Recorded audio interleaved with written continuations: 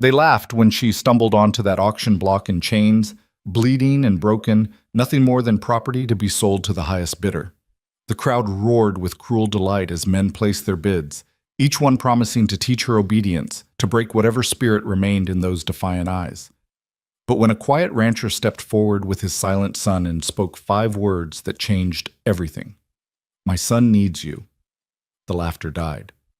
What happened next in that dusty frontier town would challenge everything they believed about ownership, redemption, and what it truly means to be free.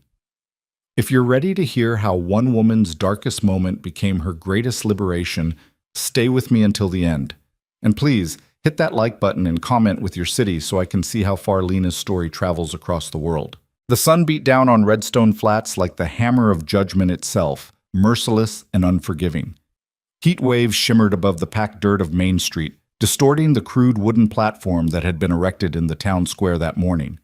By noon, a crowd had gathered, ranchers in sweat-stained shirts, merchants abandoning their storefronts, women in faded calico dresses clutching parasols that offered little protection from the scorching New Mexico sun.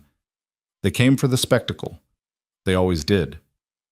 Lena Ashcroft felt every eye on her as rough hands shoved her forward, the iron shackles around her wrists cutting into already raw skin. She stumbled but caught herself, refusing to fall, refusing to give them that satisfaction. Blood trickled from a split lip where the deputy had struck her that morning when she had dared to ask where they were taking her. Her cotton dress, once white, now bore the stains of 3 days in a cell with no water for washing, dirt, sweat, and the rust-brown traces of her own blood.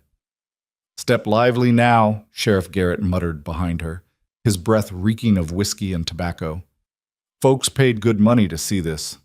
Lena wanted to spit in his face. She wanted to scream that she wasn't livestock, that she was a human being with a name, with a life that had been stolen from her. But she'd learned in the past week that words only brought more pain. So she walked, head high despite the chains, toward the platform where her fate would be decided by strangers. The crowd parted as she climbed the 3 wooden steps, and the jeering began immediately. "Look at that one. Got some fight in her. Won't last long. Weak under a firm hand, she'll learn her place. I'll give $5 for her right now." Laughter erupted, cruel and hungry. Lena forced herself to look at them, to memorize the faces of the people who found entertainment in her suffering. There was Mrs. Henderson from the general store, the same woman who'd once complimented Lena's embroidery work. There was Tom Ridley, the blacksmith who'd danced with her at the town social just 6 months ago, back when she'd been a school teacher with a future, back before everything fell apart. How quickly they'd forgotten her, how easily she'd become invisible, then worse than invisible, visible only as something to be used and discarded. "All right, settle down." A man in a dusty suit climbed onto the platform beside her. Cornelius Vance, the town's so-called auctioneer, though everyone knew he was just a thief with a gavel. "We're here today on behalf of Mr. James Ashcroft's creditors. As you all know, Mr. Ashcroft departed this territory somewhat hastily, leaving considerable debts behind." A ripple of knowing laughter moved through the crowd. Lena's hands clenched into fists despite the shackles. Her brother James hadn't just departed. He'd fled in the night after a poker game went bad, after he'd put up his sister's teaching contract as collateral, after he'd gambled away everything their parents had left them. And when the debt came due, it wasn't James who'd been dragged from her boarding house. It was Lena who'd paid the price for his cowardice. "Now, the court has determined that Miss Ashcroft here bears responsibility for settling those debts," Vance continued, his voice rising with practiced showmanship. "Total amount owed, $863. Quite a sum. Therefore, under Territorial Law Section 47, she is to be placed into indentured service until said debt is satisfied." "That's not law!" Lena's voice cracked as she shouted. "That's slavery dressed up in legal words." A deputy moved forward, hand raised to strike her, but Vance waved him off. "Let her speak. Won't matter much longer anyway." "I'm a teacher," Lena said, her voice shaking but determined. "I had a contract with the school board. I had a life. My brother's gambling debts aren't—" "Your brother signed papers putting up your labor as security," Vance interrupted, pulling a folded document from his pocket and waving it like a flag. "All legal and proper. Judge Morrison reviewed it himself." Lena's stomach churned. Judge Morrison, who'd lost $50 to James the same night everything fell apart. Judge Morrison, who'd probably been happy to sign any document that helped his creditors' friends collect their money. Now then, Vance turned back to the crowd, rubbing his hands together. What do we bid for 5 years of this young woman's service? She can read and write, does needlework, can cook and clean, strong back, good teeth, a bit mouthy, but that can be trained out. $10, someone shouted from the back. 20, 25, and I'll make sure she learns respect. The bids came fast, each one like a nail in a coffin. Lena felt dizzy, her vision swimming in the harsh sunlight. This couldn't be happening. This was 1878, not 1778. Women had rights now, didn't they? But as she looked out at the crowd of faces, some jeering, some pitying, none intervening, she realized that rights only mattered if someone was willing to enforce them. $50! The voice cut through the chaos like a knife, and the crowd fell silent. A man pushed his way to the front, and Lena recognized him immediately. Thomas Blackwood, the richest cattle baron in 3 counties. He was a mountain of a man, 6 feet 4 inches of muscle and meanness, with cold gray eyes and a reputation for breaking horses and spirits with equal efficiency. 3 wives he'd had, and all 3 had either died or disappeared under circumstances nobody talked about openly, but everyone whispered about after dark. Blackwood climbed onto the platform with heavy boots, circling Lena like she was a horse he was considering purchasing. She stood perfectly still, refusing to flinch when he grabbed her chin and turned her face from side to side. "Bit scrawny," he said, loud enough for everyone to hear. "But I fattened up worse. She'll do for kitchen work and other duties." The implication in his words made several women in the crowd turn away. Lena jerked her chin from his grasp, earning a backhand that split her lip further. She tasted blood, but didn't make a sound. "Oh, she's got spirit," Blackwood laughed, a sound like grinding stones. "I like that. Makes the breaking more interesting." $60, another voice called out, but Blackwood shut it down immediately. $100, he said flatly, "and that's final. Anyone want to outbid me?" Silence. Lena felt her legs trembling, threatening to give out beneath her. $100 for 5 years of her life. 5 years of whatever this monster wanted from her. 5 years of $101. The voice was quiet, barely audible over the murmur of the crowd, but something in its tone made people turn. Lena couldn't see who'd spoken, but she watched Blackwood's face darken with anger. "Who said that?" the cattle baron demanded. The crowd parted slowly, and a man stepped forward. He wasn't particularly tall, maybe 5 feet 10, and he wasn't dressed in the fine clothes of a wealthy rancher. His shirt was clean but worn, his hat battered by sun and wind. He had the weathered look of someone who worked his own land, calloused hands and sun-lined face, speaking of long days under an open sky. But his eyes, when Lena finally met them, were different from every other man's in that crowd. They weren't measuring her worth or imagining her submission. They were simply seeing her as a person. Beside him stood a small boy, no more than 7 years old, clutching the man's hand with white-knuckled intensity. The child's face was solemn, his dark eyes enormous in a too-thin face. "I said $101, the man repeated, his voice still quiet but carrying clearly in the sudden hush. Blackwood laughed, but there was no humor in it. "You trying to be funny, Rowan?" "You know I want her." "I know," the man, Rowan, replied. "But you don't need her. My son does." The crowd erupted in confused muttering. Lena stared at this stranger who'd just bid on her future, trying to understand what was happening. The boy at his side hadn't spoken, hadn't made a sound, just kept staring up at his father with those haunted eyes. "Your son?" Blackwood's voice dripped with contempt. "What does a brat need with a woman?" "Someone kind," Rowan said simply. "Someone gentle, someone who knows what it's like to lose everything." For a moment, Lena forgot to breathe. This stranger somehow saw past the dirt and blood and chains to something deeper. But that was impossible. No one had really seen her in so long. Not since her parents died, not since James left, not since the world decided she was worth less than the debt owed by a coward. $150, Blackwood growled, his face reddening. $151, Rowan countered immediately. 200. $201! The bidding escalated, Blackwood's frustration growing with each calm counter from Rowan. The crowd watched in fascination, sensing that this was about more than just money, more than just acquiring labor. This was a battle of wills between two very different men. "You can't afford this, Rowan," Blackwood finally shouted. "You're barely keeping that pathetic ranch of yours running. What are you going to do when winter comes and you can't pay your own debts?" "I'll manage," Rowan said quietly. "I always do." $500! Blackwood's voice was nearly a roar now. "Final offer!" Silence fell across the square. $500 was a fortune, more than most men in Redstone Flats made in 2 years. Lena saw the defeat in Rowan's eyes before he even spoke, saw his shoulders slump slightly as he glanced down at his son. $501, the boy whispered. Every head turned. The child's voice was so soft that some people weren't even sure they'd heard it, but his father had heard, and something fierce and protective crossed his face. "My son bids $501, Rowan said clearly, "and I stand behind that bid." "You've lost your mind," Blackwood snarled. "You don't have that kind of money." "I have my land," Rowan replied. "I have my cattle. I have everything I own, and I'll put it up as surety if I need to, but I'm not letting you have her." The words hung in the air like a challenge.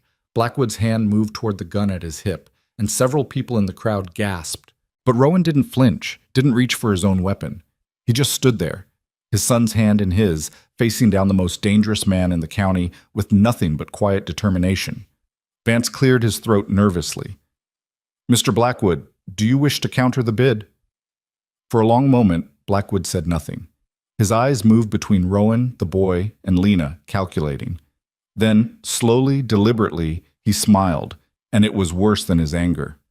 "No," he said softly, "let the fool bankrupt himself. I can wait.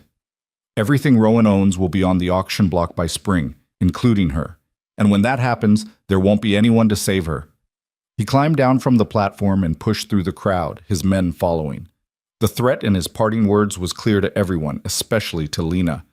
This wasn't over. It was just postponed.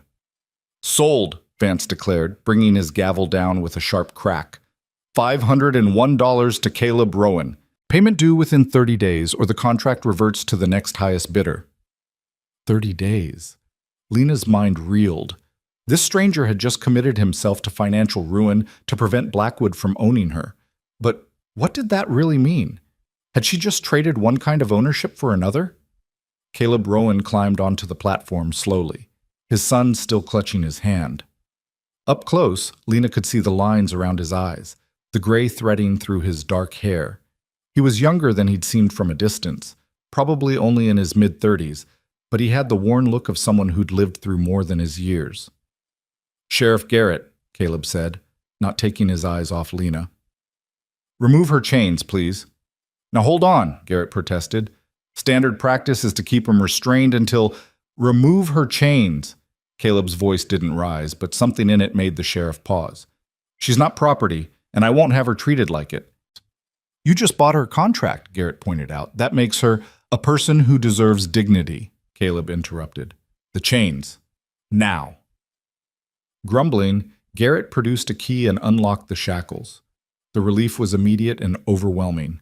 Lena's wrists were raw and bleeding where the iron had cut into her skin, but the weight being lifted felt like breathing for the first time in days. "Thank you," she whispered, though she wasn't sure why she was thanking him. He'd just purchased her, after all. She was still owned, still bound, just by a different man. "Don't thank me yet," Caleb said quietly.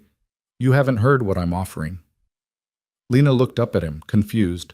What he was offering, as if she had a choice. "My ranch is about 5 miles northwest of town," Caleb continued, addressing her directly rather than talking over her like every other man today had done.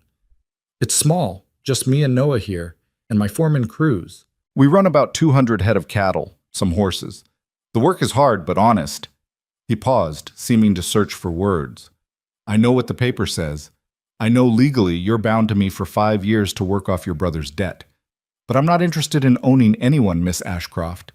What I'm interested in is giving my son a chance at something better than what he's had." Lena glanced down at the boy. Noah. He was staring at her with those enormous dark eyes, And she noticed now that there were old tear tracks on his cheeks, though he wasn't crying now. When had he last cried? And why did this child look like he carried the weight of the world on his small shoulders? Noah hasn't spoken more than a handful of words in over a year, Caleb said softly. Not since his mother died. The doctor says there's nothing physically wrong with him. He just stopped. Stopped talking, stopped smiling, stopped being a child. Lena felt something twist in her chest. She knew that kind of silence. She'd lived in it herself after her parents died, after the world proved itself to be crueler than she'd imagined possible. I need someone who understands that kind of pain, Caleb continued. Someone who won't push or demand or try to fix what's broken with force. Someone who knows that healing takes time and gentleness and patience. And you think that's me? Lena's voice came out harsher than she intended. A woman you just saw auctioned like livestock. What makes you think I have anything gentle left in me? Because you're still standing, Caleb said simply. Because when Blackwood hit you, you didn't cower. Because when they paraded you up here in chains, you kept your head high. That takes more than strength. That takes hope.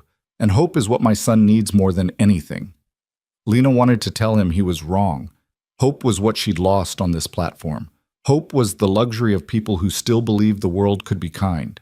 But when she looked at Noah again, at this small boy who'd bid his father's entire livelihood for a stranger because some instinct told him she was needed, she found she couldn't quite form the words. Here's what I'm proposing, Caleb said, and now his voice dropped low enough that only she could hear. Come to the ranch. You'll have your own room, your own space. No one will touch you. No one will make demands. I need someone to help with the house, to make meals, to maybe spend time with Noah if he wants it. In exchange, you'll have food, shelter, safety. And at the end of 5 years, you'll be free of the debt, truly free. Why? The question burst from Lena before she could stop it. Why would you do this? Why risk everything for someone you don't even know? Caleb was quiet for a moment, his gaze distant. Because a year ago, I stood where Noah is standing now, lost, angry, drowning in grief, and not knowing how to save my own son. Someone helped me then, someone who had no reason to. And I learned that sometimes the best thing you can do for your own pain is to ease someone else's. He held out his hand, not to grab her, not to claim her, but offering. An actual choice, the first she'd been given since this nightmare began. Come with us, Miss Ashcroft. Not because you're owned, but because both you and my son need a safe place to heal. Let us be that for each other. Lena stared at his outstretched hand. Every instinct screamed at her to be suspicious, to assume the worst, to believe that this was just another form of captivity dressed up in kind words. Men didn't rescue women out of goodness. They took what they wanted and called it by prettier names. But then Noah stepped forward. The boy released his father's hand and reached up toward Lena, his small fingers stretching toward hers. He didn't speak, couldn't or wouldn't, it didn't matter. But his eyes said everything. Please, I need you. Don't leave me alone in the silence. And Lena, who thought she had no softness left, felt something crack open in her chest. She took Caleb's hand. His grip was firm but careful, mindful of her injured wrists. Thank you, he said quietly. I promise you won't regret this.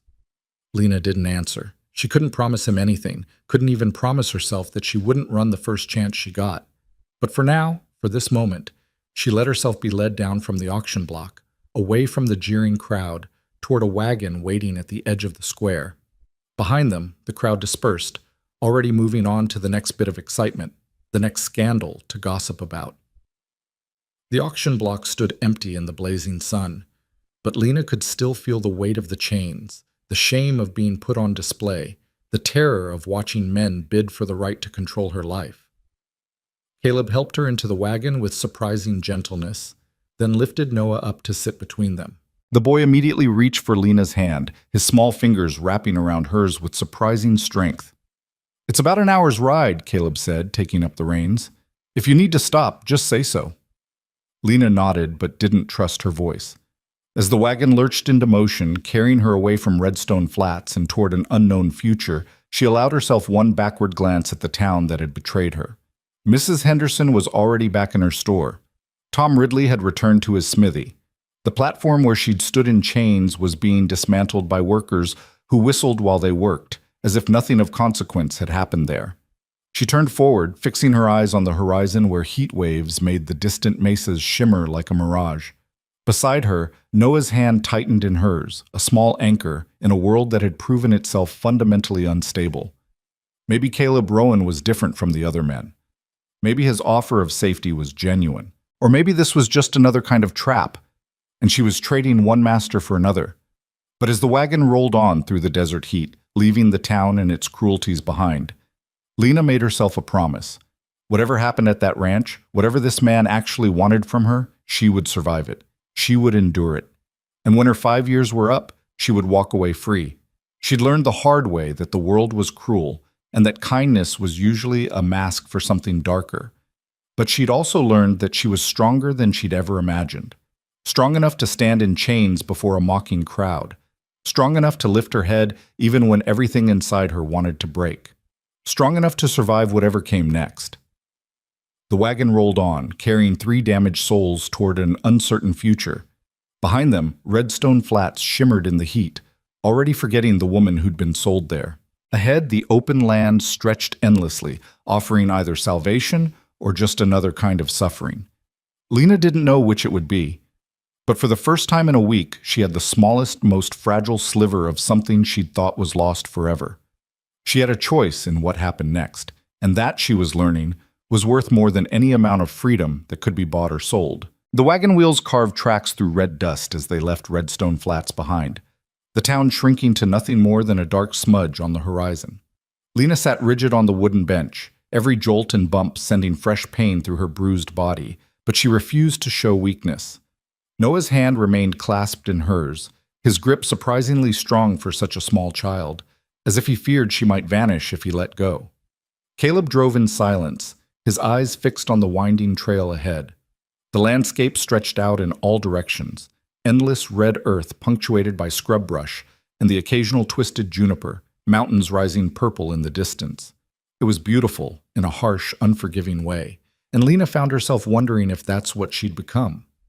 Beautiful only in the way that broken things sometimes are, when you learn to survive despite the breaking. "There's water in the canteen behind you," Caleb said, after they'd been traveling for perhaps 20 minutes. His voice was quiet, careful not to startle. "And some biscuits wrapped in cloth. You must be hungry." Lena was hungry. She hadn't eaten since yesterday morning, but her stomach was knotted too tight to accept food. "I'm fine," she said, though her voice came out rougher than she intended. "You're not fine." Caleb didn't look at her, keeping his attention on the horses. "And that's all right. You don't have to pretend with us." The words hit harder than they should have. Lena had been pretending for so long, pretending she could handle James's drinking, pretending she didn't notice the way men looked at her after her parents died and she had no protection, pretending that teaching school would be enough to build a life on. And then, when everything collapsed, pretending she wasn't terrified every single moment of those 3 days in the cell, waiting to learn her fate. Noah tugged on her hand gently, and when she looked down, he was pointing to the canteen. His dark eyes were insistent, worried. For some reason, this child's concern undid something in her that all the cruelty hadn't managed to touch. Her hand shook as she reached for the water. The first sip was heaven. The second made her realize how desperately thirsty she'd been. She drank deeply, water spilling down her chin, not caring about propriety or manners. When she finally lowered the canteen, she found both Caleb and Noah watching her with matching expressions of relief. "Better?" Caleb asked. Lena nodded, not trusting her voice. She unwrapped the cloth bundle and found 2 biscuits, still slightly warm. She broke off a piece and offered it to Noah, who shook his head and pointed at her mouth. "Eat." She obeyed, and the simple act of chewing, swallowing, taking something into her body that wasn't pain or fear made her eyes burn with unexpected tears. "Thank you," she managed. "It's just biscuits," Caleb said softly. "You don't need to thank me for basic decency." But she did, because basic decency had been in short supply lately. She finished the first biscuit in silence, watching the landscape change as they traveled northwest. The trail wound through shallow arroyos and across flat stretches where nothing grew except stubborn patches of desert grass. Occasionally, they passed other signs of human habitation. A distant ranch house, a line of fence posts, a windmill spinning slowly against the cloudless sky. "Tell me about your ranch," Lena said finally, needing to fill the silence with something other than her own spiraling thoughts. Caleb seemed to consider his words carefully before speaking.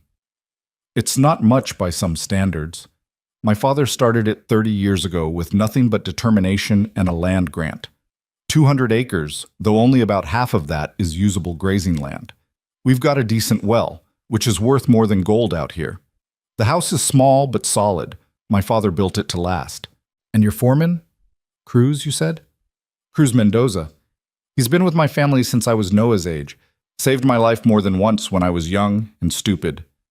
Caleb's mouth quirked in something that wasn't quite a smile. "He's the best hand with cattle I've ever seen, and he's been keeping the ranch running this past year when I've been distracted."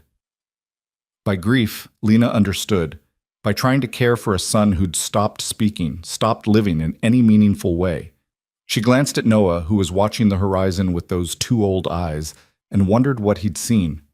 What had his mother's death been like? Sudden or slow? Violent or gentle? The questions burned on her tongue, but she swallowed them. Some stories needed to be offered, not demanded. "What about you?" Caleb asked, startling her. "What were you before all this?" "A teacher," Lena said, and heard the bitterness creep into her voice.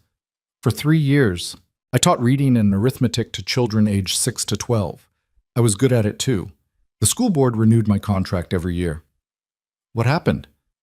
The simple question opened a floodgate. "My brother happened. James always had a weakness for cards and whiskey, but after our parents died, it got worse. He gambled away our inheritance in 6 months. Then he started borrowing money, putting up things that weren't his to wager, our house, my mother's jewelry, eventually my teaching contract." Her voice hardened. "The night it all fell apart, he was in a game with some of the richest men in town. Judge Morrison, Thomas Blackwood, the banker. He was winning at first, or so he told me later. Then his luck turned, and instead of walking away, he kept playing. He put up everything we had left, including a promissory note that said I would work off any debts he couldn't pay." "That can't be legal," Caleb said, his jaw tightening. "It is if the judge says it is. And Judge Morrison was one of the men at that table. He signed the papers himself, made it all official. Then James ran. Didn't even tell me he was leaving, just disappeared in the middle of the night. When the creditors came calling 3 days later, I was the only one left to pay." The words poured out of her now, a poison that needed to be drained. "They dragged me from my boarding house at dawn. Mrs. Peterson, my landlady, watched from her window and didn't say a word. The sheriff locked me in a cell with drunks and thieves, and nobody came. Not the school board, not the families whose children I'd taught, not anyone. For 3 days I sat in that cell wondering what would happen to me. And then today they chained me and put me on that platform like I was livestock." Her voice broke on the last word. Noah's hand squeezed hers again, offering what comfort a 7-year-old could give. "I'm sorry," Caleb said quietly. "I'm sorry that happened to you. I'm sorry the world failed you so completely." Lena swiped at her eyes with her free hand. "Sorry doesn't change anything." "No," he agreed. "But maybe what comes next can." They rode on in silence for a while longer. The sun climbed higher, beating down with relentless intensity, but Caleb angled the wagon to keep Lena and Noah in the shade of the canvas cover as much as possible. Small kindnesses, Lena was learning, said more than grand gestures. Finally, as they crested a low rise, Caleb pointed ahead. "There. That's home." Lena followed his gaze and saw a cluster of buildings nestled in a shallow valley where a line of cottonwood trees suggested water. The main house was low and sprawling, built from adobe with a covered porch running along the front. Behind it stood a barn, a corral with several horses, and what looked like a bunkhouse. It was simple, weathered, but well-maintained. Someone cared about this place. As they drew closer, Lena spotted a man working near the barn. Tall and lean, with silver-streaked black hair tied back from his weathered brown face. He looked up at the sound of the wagon and set down the saddle he'd been oiling. "That's Cruz," Caleb said. "He's going to be surprised." That was an understatement. As Caleb pulled the wagon to a stop in front of the house, Cruz approached with long strides, his dark eyes moving from Caleb to Lena to Noah with poorly concealed confusion. Jefe, Cruz said, his voice carrying a trace of an accent. You were supposed to go into town for supplies. I got something more important, Caleb replied, climbing down from the wagon. He came around to help Lena, offering his hand. She hesitated, still unused to being treated with consideration, but finally accepted. Her legs nearly buckled when she stood. 3 days in a cell, followed by an hour on a hard wagon bench, had left her stiff and aching. Caleb steadied her with a hand on her elbow, then turned to Cruz. This is Miss Lena Ashcroft. She'll be staying with us. Miss Ashcroft, this is Cruz Mendoza, the man who actually runs this ranch. Cruz's expression shifted through several emotions too quickly for Lena to track, finally settling on careful neutrality. Welcome, señorita. His eyes dropped to her split lip, her bruised wrists, the bloodstains on her dress. When he looked at Caleb again, there was a question in his gaze. It's a long story, Caleb said. Let's get her inside first. She needs water, food, and a place to rest. Si, of course. Cruz stepped forward, and Lena instinctively flinched. He froze immediately, raising his hands in a gesture of peace. Lo siento. I'm sorry. I only meant to help with the boy. Noah had already scrambled down on his own and was standing close to Lena, his hand reaching for hers again. The child seemed to have appointed himself her guardian, which would have been touching if it wasn't so heartbreaking. Cruz led the way to the house, and Caleb gestured for Lena to follow. The front door opened into a large main room that served as both kitchen and living area. It was surprisingly clean for a house with no woman in it. Someone had been making an effort. A long wooden table dominated the center of the space, surrounded by mismatched chairs. A stone fireplace took up most of one wall, and shelves lined another, holding dishes, books, and various tools and supplies.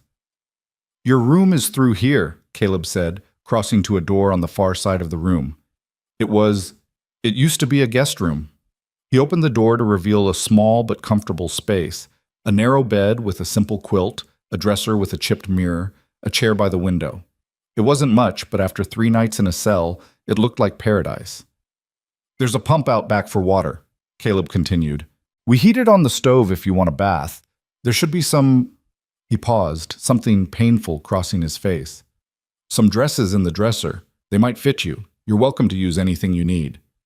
Lena understood immediately. These had been his wife's things. The room, the dresses, the careful way he couldn't quite look at the space. This had been kept empty, preserved like a shrine, and now he was offering it to a stranger. I don't want to intrude, she said quietly. You're not. Caleb's voice was firm. Sarah would have wanted her things used. She would have wanted someone to have this room. She was... He stopped, swallowed hard. She was kind that way. Noah had slipped past both of them into the room and was now sitting on the edge of the bed, looking up at Lena with those enormous dark eyes, waiting to see what she would do. Whether she would stay or run. All right, Lena said, making the decision. Thank you for the room, for the clothes, for all of it. Or, Cruz will bring in some hot water, Caleb said. Take your time. Rest if you need to. We'll have supper around sunset. He started to leave, then paused in the doorway. Miss Ashcroft? You can lock this door from the inside. There's a bolt. Use it if it makes you feel safer. No one will bother you. I give you my word. But I know words don't mean much right now, so lock the door. You're safe here. Then he was gone, pulling the door closed behind him. Lena stood frozen for a moment, then crossed to the door and examined it. Sure enough, there was a solid iron bolt. She slid it home, hearing it click into place, and felt something in her chest unclench slightly. Noah was still sitting on the bed, watching her. She should probably send him away, tell him she needed privacy, but something about his silent presence was comforting rather than intrusive.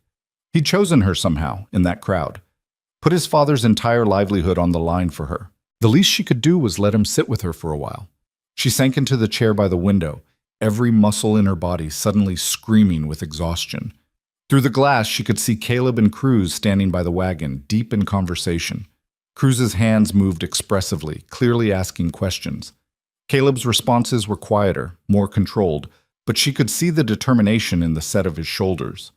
A knock came at the door, and she tensed. "Miss Ashcroft?" Cruz's voice came through the wood. "I have hot water for you. I'll leave it by the door."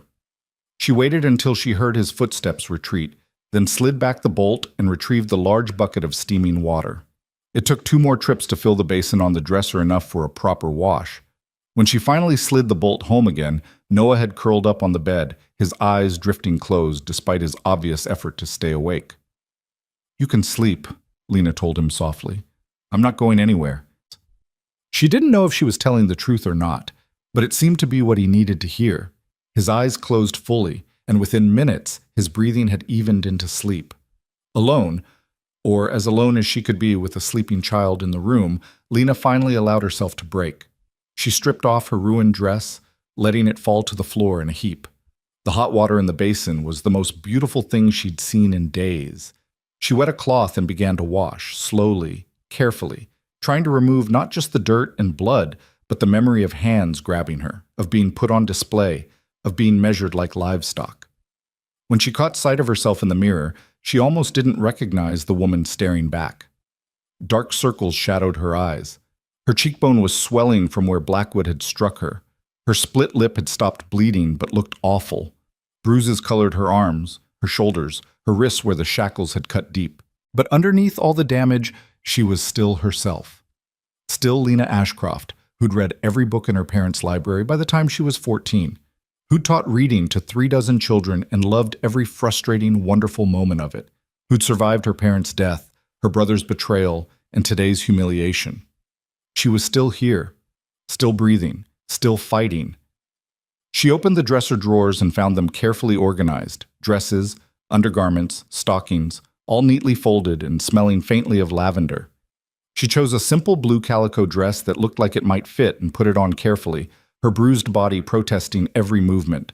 It was slightly too big in the waist and slightly too small in the shoulders, but it was clean and whole, and that was more than she'd had an hour ago. By the time she'd finished dressing and had done what she could with her tangled hair, Noah was stirring. He sat up slowly, rubbing his eyes, and looked around the room as if surprised to find himself there. Then his gaze found Lena, and relief flooded his small face. "I'm still here," she said gently, and was rewarded with the tiniest quirk of his mouth. Not quite a smile, but close enough to matter. A knock came at the door, different from before. Caleb's voice this time. "Miss Ashcroft? Supper's ready if you're hungry. No pressure, but there's a plate waiting if you want it." Lena looked at Noah, who had slid off the bed and was standing by the door, clearly waiting for her decision.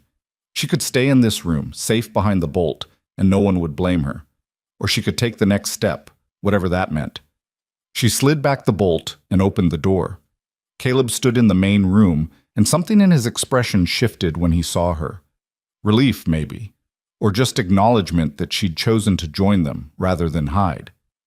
"The dress fits well enough," he said quietly. "Sarah would be glad." The table was set with 3 plates. No, 4, Lena realized. Cruz was there too, standing near the stove with a careful neutrality that suggested he still didn't quite know what to make of this situation. But the food smelled incredible. Beans, cornbread, some kind of meat in a savory sauce. "Please sit," Caleb gestured to a chair. "Cruz is the real cook around here. I can barely manage not to burn water." "This is true," Cruz said, his mouth quirking. "Last month he nearly set the barn on fire trying to heat coffee." Lena found herself sitting at the table, Noah immediately claiming the chair beside her. Caleb and Cruz took their own places, and for a moment no one spoke. Then Cruz began passing dishes, and the strangeness of it all hit Lena fully.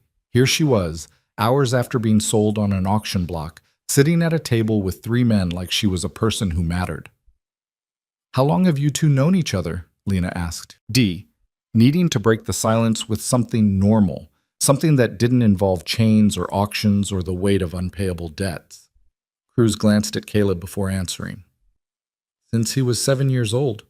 His father hired me when I came north from Sonora with nothing but the clothes on my back and a decent hand with horses. Don Carlos, he saw something in me I didn't see in myself." "Cruz taught me everything worth knowing," Caleb added, passing the cornbread to Lena. "How to read the weather, how to tell when a cow's about to calve, how to survive out here when the land wants you dead.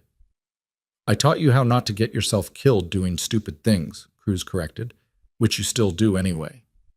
There was affection in the banter, the ease of two men who'd weathered decades together. Lena found herself relaxing slightly, the food warm and solid in her stomach, the conversation flowing around her without demanding her participation. Noah ate methodically, still silent, but he kept glancing at her as if checking to make sure she was real. "Miss Ashcroft," Caleb said after a while, his tone shifting to something more serious. "We should talk about expectations, about what happens next." Lena's hand tightened on her fork. Here it came. The demands, the rules, the truth beneath the kindness. "I meant what I said in town," Caleb continued, his eyes steady on hers. "You're not a servant here. You're not property. But I also understand that the legal paper says otherwise, and that puts you in an impossible position. So let me be clear about what I need and what I'm offering." He set down his own fork, giving her his full attention. "What I need is someone Noah feels safe with. Someone who can help around the house, cooking, cleaning, the daily work that Cruz and I aren't great at managing. Someone who won't demand more from him than he can give." "And what you're offering," Lena kept her voice steady. "Your own room with a lock on the door, 3 meals a day, safety from anyone who might come looking to collect on that debt. And at the end of 5 years, you walk away free and clear with whatever money I can scrape together as payment for your work." "That's not how indentured contracts work," Lena said quietly. "The law says you own my labor until the debt is paid. There's no requirement for you to pay me anything beyond room and board." "Then I'm changing the terms." Caleb's voice was firm. "I don't care what the paper says. You're a human being, not livestock, and you deserve to be compensated for your work." Cruz was watching this exchange with something like approval in his dark eyes. Noah had stopped eating, his attention fixed on Lena's face, reading emotions that even she didn't fully understand yet. "Why?" The question burst from her again, the same one she'd asked in town. "Why do this? You could have let Blackwood have me. You could have walked away. Why risk your ranch, your son's future for a stranger?" Caleb was quiet for a long moment, his gaze distant. When he finally spoke, his voice was rough with old pain. "A year ago, my wife Sarah got sick. Fever that came on sudden and wouldn't break. We tried everything, the doctor, herbs, cooling baths, prayer. Nothing worked. She burned up from the inside over 3 days, and there wasn't a damn thing I could do to save her." Noah's small hand crept across the table to grip his father's, and Caleb held on like it was the only thing keeping him anchored. "Noah watched his mother die," Caleb continued. "Heard her coughing at night, saw the way she got weaker every day. The last thing she said to him was that she loved him and that she'd always be watching over him. Then she stopped breathing and he stopped talking. Just stopped. Haven't heard more than a handful of words from him since, until today when he bid for you." Lena felt tears pricking her eyes, but refused to let them fall. This grief was theirs, not hers to share, but the weight of it pressed against her chest anyway. "After Sarah died, I fell apart," Caleb admitted. "Let the ranch slide, couldn't take care of Noah properly, couldn't see past my own pain. Cruz kept everything running, kept us fed, kept Noah safe when I couldn't manage it. And then one day, about 6 months ago, a family passing through got caught in a storm. Their wagon broke an axle right near our property line." He paused, swallowing hard. "They had 3 kids, all soaked and shivering. The mother was pregnant and looked ready to drop. I wanted to send them away, didn't want strangers in the house. Didn't want to be reminded that other people still had families while mine was shattered. But Cruz brought them inside anyway. Made me help. Made me see past myself. We sheltered them for 3 days while the father fixed their wagon." Cruz picked up the story. "The children, they played with Noah. Got him running around, almost laughing. The mother, she taught him a card game. For those 3 days, he was almost himself again. When they left, the father tried to pay me," Caleb said. "Didn't have much, but he wanted to give me something. I told him the only payment I needed was for him to do the same for someone else someday. To help when he could, even when it was hard, especially when it was hard." He looked directly at Lena now, his eyes clear and honest. "That's why I bid for you. Not because I'm some kind of saint, not because I expected anything from you, but because I know what it's like to need help, and to be drowning, and to have someone throw you a rope when they had no reason to. And because my son reached for you in that crowd, and he hasn't reached for anyone since his mother died." The words hung in the air between them, raw and real. Lena didn't know what to say, didn't know if there were words adequate for what she was feeling. Gratitude mixed with suspicion, mixed with hope, mixed with terror that this kindness would prove false, that she was setting herself up for another betrayal. "I won't lie to you," she said finally. "I don't know if I can be what Noah needs. I'm broken myself. I'm angry and scared, and I don't trust easily anymore. Maybe I can't trust at all." "That's all right," Caleb said simply. "Broken people understand each other better anyway." They finished the meal in silence after that, but it was a different kind of silence than before, less heavy, more contemplative. When the plates were cleared and Cruz excused himself to check on the horses one final time before dark, Lena found herself alone with Caleb and Noah in the warm lamplight of the main room. "I should help clean up," Lena said, standing. "Tomorrow," Caleb replied. "Tonight you should rest. You've been through hell today." Noah tugged on Lena's hand, then pointed toward her room. When she looked confused, he made a gesture like laying his head on his hands. "Sleep." "He's right," Caleb said with a small smile. "You look dead on your feet. Go rest. We'll still be here in the morning." Lena wanted to argue, wanted to prove she could pull her weight, but exhaustion was pulling at her like a physical force. She nodded and let Noah lead her toward her room. At the door, the boy released her hand reluctantly, his eyes questioning. "I'll be here in the morning," she promised him, though she wasn't entirely sure it was true. The urge to run, to get out before this turned bad, was still strong. But Noah's expression cleared slightly, and he nodded before heading toward what must be his own room.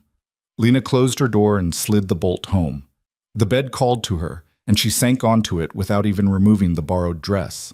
The mattress was softer than anything she'd slept on in days, the quilt clean and smelling of sun-dried cotton. Through the window, she could see stars beginning to emerge in the darkening sky, more stars than she'd ever seen in town where lamplight washed them out.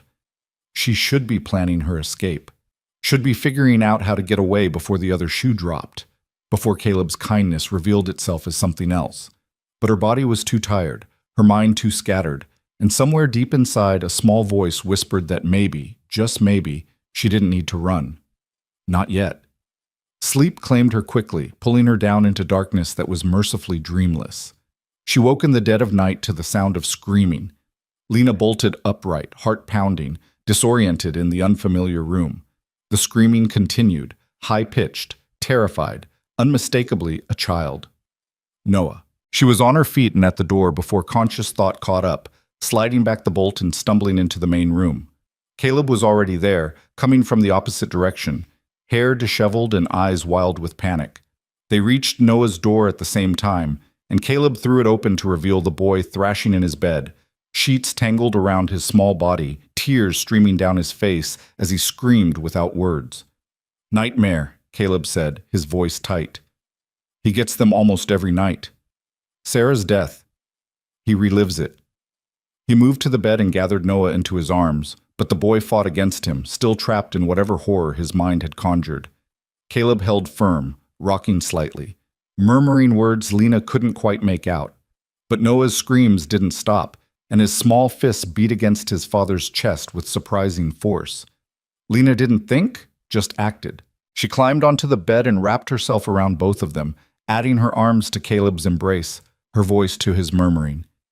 "You're safe," she whispered against Noah's hair. "You're safe. You're safe. We've got you." Something in her voice, or maybe just the unexpected presence of another person, seemed to pierce through the nightmare. Noah's screams faded to sobs, and his struggling slowed. His small body was rigid with terror, but he was coming back to himself. "That's it," Caleb breathed. "Come back to us, son. You're safe. I'm here. Lena's here. You're safe." Gradually, incrementally, Noah relaxed. His sobs quieted to shuddering breaths, his fists unclenched, and then, in a movement that surprised them both, he turned away from his father and buried his face against Lena's shoulder, his arms wrapping around her neck with desperate strength. Lena looked at Caleb helplessly, not knowing what to do, but he just nodded encouragingly. She held the boy, feeling his heart gradually slow from its panicked gallop, feeling his breathing even out as the nightmare released its grip. Caleb kept one hand on Noah's back, maintaining contact, but allowing his son this choice. "Every night?" Lena asked quietly. "Most nights. Some worse than others." Caleb's face was haggard in the dim light filtering through the window. "The doctor said it might fade with time, but it's been a year and they're not getting better. Sometimes I think they're getting worse." "What does he dream about?" "I don't know for sure. He can't tell me. But I think he's back in the room with Sarah, watching her die again, being powerless to help her." Lena held Noah closer, this child who'd chosen her without knowing her, who'd sensed somehow that she understood his particular brand of brokenness. Maybe he'd seen it in her eyes on that auction platform. The knowledge that the world could be cruel, that loss could steal your voice, that sometimes surviving was the best you could do. "What do you usually do?" she asked Caleb. "Hold him until he falls asleep again. Sometimes it takes hours. Then I stay with him for the rest of the night in case he wakes again." He ran a hand through his hair, exhaustion evident in every line of his body. "I know it's not healthy, that I should be teaching him to self-soothe or whatever the doctor recommended, but I can't stand to leave him alone in the dark with his fear." "So don't," Lena said simply. "Stay with him. Let him know he's not alone." She shifted slightly, making room on the narrow bed. Caleb hesitated, clearly unsure about the propriety of all three of them in the same space, but Noah's grip on Lena tightened and the boy made a small sound of distress. "It's all right," Lena said quietly. "He needs both of us right now." Caleb carefully arranged himself on Noah's other side, and they formed a protective circle around the child. Noah's breathing had slowed to normal, though he still clung to Lena like she was the only solid thing in a shifting world. After a while, his grip loosened as sleep claimed him again. "Thank you," Caleb whispered across the space between them. "He doesn't usually calm down that fast." "Maybe he just needed something different," Lena replied. "Someone who isn't carrying their own grief quite so heavily." "You think I'm too close to it?" "I think you're a good father doing the best you can with an impossible situation. But maybe having someone else here, someone new, gives him permission to let go a little, to not have to be strong for you." Caleb was quiet for a long moment. "Sarah used to say that too, that Noah would hold himself together during the day because he could see how much I was struggling, that he needed space to fall apart without worrying about me." She sounds like she was wise. She was. She was everything I wasn't. Patient, gentle, always knew what to say. I don't know how to be both mother and father to him. I don't know how to fill that hole she left. "You don't fill it," Lena said softly. You stand beside it with him. You acknowledge that it's there and that it hurts and that it will probably always hurt. But you keep living anyway. Is that what you do? With your parents' deaths?" Lena nodded, though she wasn't sure he could see the gesture in the darkness. "Every day. Some days are easier than others. Some days I wake up and forget for just a moment that they're gone, and then I remember and it's like losing them all over again. But I keep going because that's what they would have wanted. Because giving up would mean their love for me ended with their deaths, and I won't let that be true." They lay there in silence, Noah sleeping peacefully between them, and Lena realized this was the first real conversation she'd had with another adult in weeks. Not transactions or accusations or demands, but actual communication, sharing of truths that mattered. "I'm glad you're here," Caleb said finally. "I know this isn't what you chose, and the circumstances were terrible, but I'm glad you're here." Lena didn't answer, couldn't answer, because she didn't know yet if she was glad or not. But she stayed, holding Noah in the darkness, and that felt like enough for now. She must have dozed because when she opened her eyes again, gray dawn light was filtering through the window, and Noah was awake, watching her with those enormous dark eyes. He didn't move, didn't speak, just studied her face like he was trying to memorize it. "Morning," she whispered, not wanting to wake Caleb, who was still deeply asleep on Noah's other side. Noah's mouth quirked in that almost smile again, and he reached up to touch her face gently, his small fingers tracing the bruise on her cheekbone with surprising tenderness. His expression was concerned, questioning. I'm okay, Lena assured him quietly. It looks worse than it feels. Noah didn't seem convinced, but he lowered his hand. Then, moving carefully so as not to disturb his father, he wriggled out from between them and tugged on Lena's hand. She followed him out of the room, closing the door softly behind them. The main room was quiet. The fire burned down to embers. Noah led her to the kitchen area and pointed to the coffee pot, then to the stove, then looked at her expectantly. You want coffee? She guessed. He shook his head and pointed at her, then the stove again, making a gesture of drinking. You want me to have coffee? Another head shake. You want to make coffee? Together? Finally, a nod. Lena smiled despite herself. All right, show me where everything is. For the next half hour, they worked together in companionable silence. Noah pointed out supplies, and Lana followed his guidance, building up the fire, filling the pot with water and grounds, setting it to boil. The boy moved with the confidence of someone who'd done this before, and Lena realized he must have learned from his mother. This was probably one of their routines, one of the memories he was clinging to. The smell of coffee brewing filled the room, rich and comforting. Lena found bread from last night's supper and cut slices for toasting. Noah produced butter from the cold box and a jar of preserves from a shelf. By the time Caleb emerged from Noah's room, hair standing on end and eyes still heavy with sleep, they had breakfast mostly ready. You didn't have to do this, Caleb said, though his gaze was fixed on the coffee pot with obvious longing. Noah wanted to, Lena replied. I just followed his lead. Caleb's expression softened as he looked at his son. Did you now? Taking care of our guest?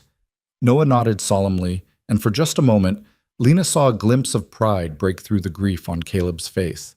This small act of normalcy, a child helping with breakfast, was a victory.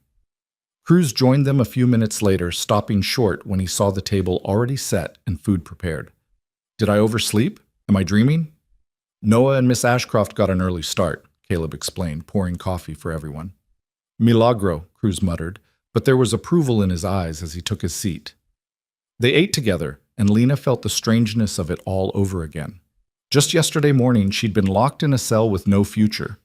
Now she was sitting at a family's breakfast table, helping to care for a grieving child, being treated like a person with value. It was disorienting, this kindness. She kept waiting for it to curdle into something else. After breakfast, as Caleb and Cruz headed out to start the day's work, Noah stayed close to Lena while she cleaned up. He helped dry dishes with a careful diligence that reminded her of her best students, children who took pride in doing things properly. Your father says you haven't been talking, Lena said conversationally as they worked. That must be hard. Having things you want to say, but the words won't come. Noah's hand stilled on the plate he was drying, but he didn't look at her. I understand that, Lena continued. Sometimes words feel dangerous. Like if you say certain things out loud, they become more real. Like if you talk about loss, you're somehow accepting it. The boy's eyes lifted to her face now, wide and questioning. But here's the secret, Lena said softly. Silence doesn't protect you from pain. It just means you're carrying it alone, and carrying things alone makes them heavier. Noah set down the plate carefully, then came to stand directly in front of her. He opened his mouth like he was trying to speak, but nothing came out. Frustration flickered across his small face. It's okay, Lena assured him. You'll talk when you're ready. But I'm here if you need someone to listen when that time comes. Noah nodded, then did something unexpected. He wrapped his arms around her waist and held on tight. Lena froze for a moment, uncertain, then carefully returned the embrace. This child barely knew her, had no reason to trust her, but somehow he'd decided she was safe. The responsibility of that trust felt immense. They were still standing like that when Cruz burst through the door, his face grim. Riders coming, he announced. 6 of them, led by Blackwood. Lena's blood turned to ice. She'd known this peace couldn't last, but she'd hoped for more than one night. Caleb appeared right behind Cruz, and his expression hardened when he heard the name. How far? 10 minutes? Maybe less? They're not hurrying, but they're not exactly friendly either. Take Noah to the back room, Caleb ordered, his voice tight. Both of you stay there until I come get you. No! Lena surprised herself with the firmness in her voice. She gently disentangled herself from Noah and stood straight. I won't hide. This is about me. I won't let you face it alone. Miss Ashcroft. Lena, she interrupted. If we're going to do this, call me Lena, and I'm not hiding. Caleb looked like he wanted to argue, but Cruz cleared his throat. She's right, Jefe. Hiding her would only make Blackwood more aggressive. Better to face this head on. Fine, Caleb relented, though clearly unhappy about it. But you stay behind me, both of you. He looked at Cruz. Get the rifle from the barn. Not to use, he added quickly, seeing Lena's alarm. Just to have. Blackwood respects force, even if it's not exercised. Cruz nodded and disappeared. Caleb crossed to a shelf and pulled down a gun belt, strapping it on with practiced efficiency. The weight of the pistol at his hip changed something about him. He looked harder, more dangerous. And Lena remembered that this was the frontier, where law was whatever you could enforce yourself. They went outside to wait, Noah pressed against Lena's side, her hand on his shoulder. Cruz returned with the rifle, taking a position near the porch. Caleb stood at the top of the steps, arms crossed, watching the trail where dust was beginning to rise in the distance. Whatever happens, he said without looking back at her. Whatever Blackwood says, remember that you're under my protection now. The contract is legally mine. He has no claim on you. Legal and right aren't always the same thing out here, Cruz observed grimly. No, Caleb agreed, but I'll make it clear anyway. The riders appeared over the rise, 6 men on horseback, Blackwood in the lead on a massive black stallion. They rode with the casual arrogance of people who'd never been told no, who'd never faced consequences for taking what they wanted. As they drew closer, Lena could see Blackwood's cold eyes fixed on her, and her skin crawled. They stopped about 20 feet from the porch, horses stamping and snorting. Blackwood sat easily in his saddle, one hand resting on his thigh near his gun, the other holding his reins. Rowan, he said, his voice deceptively pleasant. Beautiful morning, isn't it? What do you want, Blackwood? Now that's not very neighborly. Can a man pay a social call? Not when that man brings 5 armed riders with him. Blackwood's smile didn't reach his eyes. These are my men. I go nowhere without them. Surely you understand about wanting protection for your property. His gaze slid past Caleb to Lena, and she forced herself not to flinch. She's not property, Caleb said flatly. She's under legal contract to me for labor. Nothing more. Ah, yes, that contract, the one you can't possibly afford to honor. Blackwood leaned forward in his saddle. Word travels fast in these parts, Rowan. I know you put up everything you own as surety for that bid. Your land, your cattle, your very home. $500 you don't have and can't raise. I'll manage. Will you? Blackwood's voice turned sharp. How exactly? You're barely keeping this pathetic operation running as it is. You think you can scrape together $500 in 30 days? You'll be lucky to make enough to feed yourself and that mute boy of yours. Lena felt Noah tense under her hand, and Caleb's jaw tightened dangerously. My son is none of your concern, he said, his voice low and deadly. Everything in this county is my concern, Blackwood countered. And I'm concerned that you've made a promise you can't keep. When you default on that payment, that contract reverts to me as the next highest bidder, which means in 30 days she's mine anyway. I won't default. You will. You must. Blackwood's smile returned, cruel and confident. So why don't we save everyone some trouble? I'll pay you $200 right now for the contract. That's more than fair, double what you'd get at auction for this entire ranch. She's not for sale. Everything's for sale, Rowan. Everything has a price. Not her. Not to you. Blackwood's expression darkened. You're making a mistake, a costly one. When I take what's mine, and I will take it, you'll wish you'd been reasonable today. Get off my land, Caleb said quietly. Now. For a long moment, Blackwood didn't move. His eyes traveled over Lena again, then to Noah, then back to Caleb.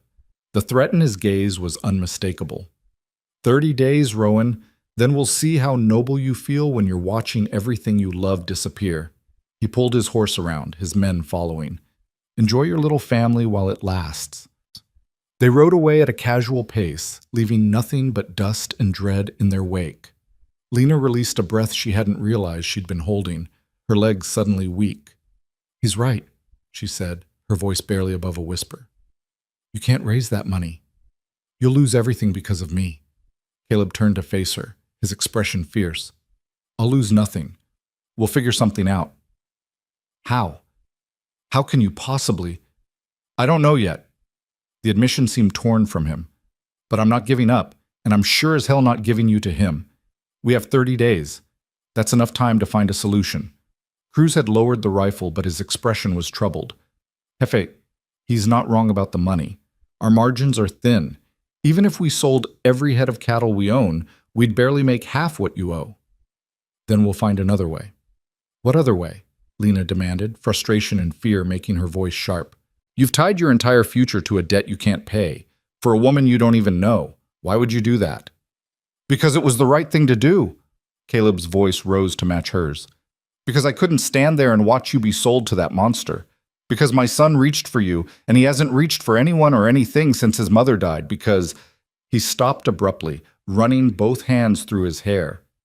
When he spoke again, his voice was quieter, but no less intense. Because I'm tired of standing by while bad things happen to good people. I'm tired of being too afraid or too broken to do what's right. Maybe I can't fix everything. Maybe I can't save everyone. But I could save you yesterday, so I did, and I'd do it again. Lena stared at him, this man who barely knew her but had risked everything anyway. She wanted to be angry at him for being foolish, for dragging his son into this mess, for putting them all in danger. But underneath the anger was something else. A tiny, fragile spark of hope that maybe, just maybe, there were still people in the world who acted out of goodness rather than greed. 30 days, she said finally. We have 30 days to figure this out. So let's not waste time arguing. Let's start planning. Caleb's expression shifted from frustration to something like respect. All right, Cruz, what are our assets? What can we liquefy quickly? Not enough, Cruz said bluntly. But maybe we don't need to raise all the money ourselves. Maybe we can get help. From who? Caleb demanded. Everyone in Redstone Flats is either afraid of Blackwood or in his pocket. Then we look beyond Redstone Flats, Lena said, her mind starting to work through possibilities. Neighboring towns, other ranchers, anyone who might have reason to stand against Blackwood's power. That's a lot of maybes, Cruz observed. Maybe is better than nothing, Lena replied. And right now, maybe is all we have. Noah tugged on her hand, and when she looked down, she saw determination in his young face that matched her own. This child had chosen her, had spoken for the first time in a year to claim her. She owed it to him to fight, to not give up just because the odds were impossible. All right, Caleb said, squaring his shoulders. We fight, all of us together. We find a way. They went back inside to begin planning, but Lena couldn't shake the memory of Blackwood's cold eyes, his absolute confidence that he would win in the end. 30 days. They had 30 days to achieve the impossible, to raise money they didn't have, to stand against the most powerful man in 3 counties. 30 days until everything fell apart, unless they found a miracle. The miracle didn't come in the first week, or the second. Caleb threw himself into work with desperate intensity, driving cattle to market in Santa Fe, negotiating with buyers who smelled his desperation and lowered their offers accordingly. Cruz rode to neighboring ranches, quietly asking for loans that never materialized. Everyone knew crossing Blackwood meant trouble. And trouble wasn't worth any amount of money. Lena wrote letters to the school board, to families she'd taught for, to anyone who might remember her kindness and be moved to help. The responses, when they came at all, were sympathetic but useless. Sorry to hear about your troubles. Wish we could help. Times are hard for everyone. By the 18th day, they'd managed to scrape together $243, less than half of what they needed, and time was running out like water through cupped hands. Lena stood at the kitchen window watching Noah play with a stick in the yard, drawing patterns in the dust. In 3 weeks, the boy had begun to emerge from his shell in small ways, helping with chores without being asked, attempting smiles that didn't quite form, staying close to her like she was a lifeline. Last night, she'd heard him humming while he fed the chickens, the first musical sound he'd made since his mother died. The progress was fragile and precious, and the thought of Blackwood destroying it made her physically ill. We're not going to make it, are we? She said quietly. Caleb stood at the table, surrounded by papers, bills, receipts, desperate calculations that refused to add up to salvation. He didn't answer immediately, but the slump of his shoulders told her everything. "I won't give up," he said finally. "There has to be something we haven't tried." "Like what?" "We've exhausted every option. We've sold everything that isn't essential to survival." Lena turned from the window to face him. "Maybe it's time to accept reality. Reality is that you're not going to Blackwood. I won't allow it." "You won't have a choice. The contract is legal. When the payment comes due and you can't honor it, the law will enforce the transfer." "Then we'll run." Caleb's voice was rough with emotion. "Take Noah. Head to California or Colorado. Start over somewhere Blackwood's reach doesn't extend. And abandon your ranch, your father's legacy, everything Cruz has worked to maintain?" Lena shook her head. "You'd be fugitives, always looking over your shoulder, always afraid. That's no life for Noah." "It's better than the alternative." "Is it?" Lena moved closer, forcing him to meet her eyes. "Or is it just another kind of cage? Running forever, never settling, teaching Noah that the solution to problems is to flee rather than face them." Caleb's hands clenched into fists on the table. "What would you have me do? Hand you over? Pretend I did my best and wash my hands of the consequences?" "I would have you let me choose," Lena said quietly. "Let me decide what happens to my own life." The words hung between them, heavy with implication. Caleb stared at her, understanding dawning in his eyes, along with something that looked like horror. "No," he said flatly. "Absolutely not. I won't let you sacrifice yourself." "It's not sacrifice if it's my choice. You gave me agency when you bid for me, when you offered safety instead of ownership. Don't take that agency away now by deciding my fate without me." "Lena?" He rarely used her first name, and hearing it now made her chest tighten. "You don't understand what you'd be agreeing to. Blackwood isn't just cruel, he's dangerous. His previous wives, I know the rumors. Everyone knows the rumors." She kept her voice steady despite the fear clawing at her throat. "But this isn't about what I want. It's about what Noah needs. He's finally starting to heal, finally starting to feel safe. If you run, you'll undo all that progress. If you stay and lose the ranch, you'll lose his home, his stability, everything familiar. But if I go willingly to Blackwood, the debt is satisfied. You keep the ranch, Noah keeps his life." "And you lose everything," Caleb said, his voice breaking. "Your freedom, your safety, maybe your life. How is that acceptable?" "It's not. But it's the only option that protects the people I—" She stopped abruptly, shocked by what she'd almost said. The people she what? Cared about? Loved? How had that happened in 3 short weeks? But looking at Caleb's anguished face, at Noah playing innocently in the yard beyond the window, she realized it was true. Somewhere between the auction block and this moment, these broken strangers had become her family. The thought of leaving them hurt worse than anything Blackwood could do to her. Almost. "There has to be another way," Caleb insisted, but the defeat in his voice suggested he knew there wasn't. The sound of hoofbeats interrupted whatever Lena might have said. Both of them tensed automatically. Visitors meant trouble lately, but Cruz appeared in the doorway before alarm could fully form. "Someone's coming," he announced, "but not Blackwood. A woman, traveling alone. She's flying a white flag." Caleb and Lena exchanged confused glances. A white flag meant peace, negotiation, but who would be coming to negotiate? They went outside together, Noah abandoning his dust drawings to press against Lena's side. The rider crested the rise, and Lena felt her breath catch. Even from a distance, the woman's bearing spoke of wealth and refinement. She sat her horse like someone born to it, her dark riding habit expensive and well-tailored. As she drew closer, Lena could make out elegant features framed by silver-streaked black hair, and eyes that held both intelligence and something harder to define. Grief, maybe, or rage carefully controlled. The woman reined in her horse a respectful distance from the porch and studied them with frank appraisal. She was older than Lena had initially thought, perhaps 50, but age had refined rather than diminished her beauty. "Mr. Rowan?" Her voice was cultured, with a trace of an accent Lena couldn't quite place. "I apologize for arriving unannounced. My name is Victoria Blackwood." The name hit like a physical blow. Lena felt Caleb stiffen beside her, heard Cruz's sharp intake of breath. Thomas Blackwood's wife. One of them, anyway. The one who'd survived, though survival clearly came at a cost if the shadows in her eyes were any indication. "Mrs. Blackwood," Caleb said carefully, "this is unexpected." "I'm sure it is. May I dismount?" This conversation would be better conducted without an audience, and the hired hands watching from your barn have excellent hearing. It was true. Several of Cruz's men had materialized, drawn by curiosity or concern. Caleb nodded, and Cruz moved forward to help the woman down and take her horse.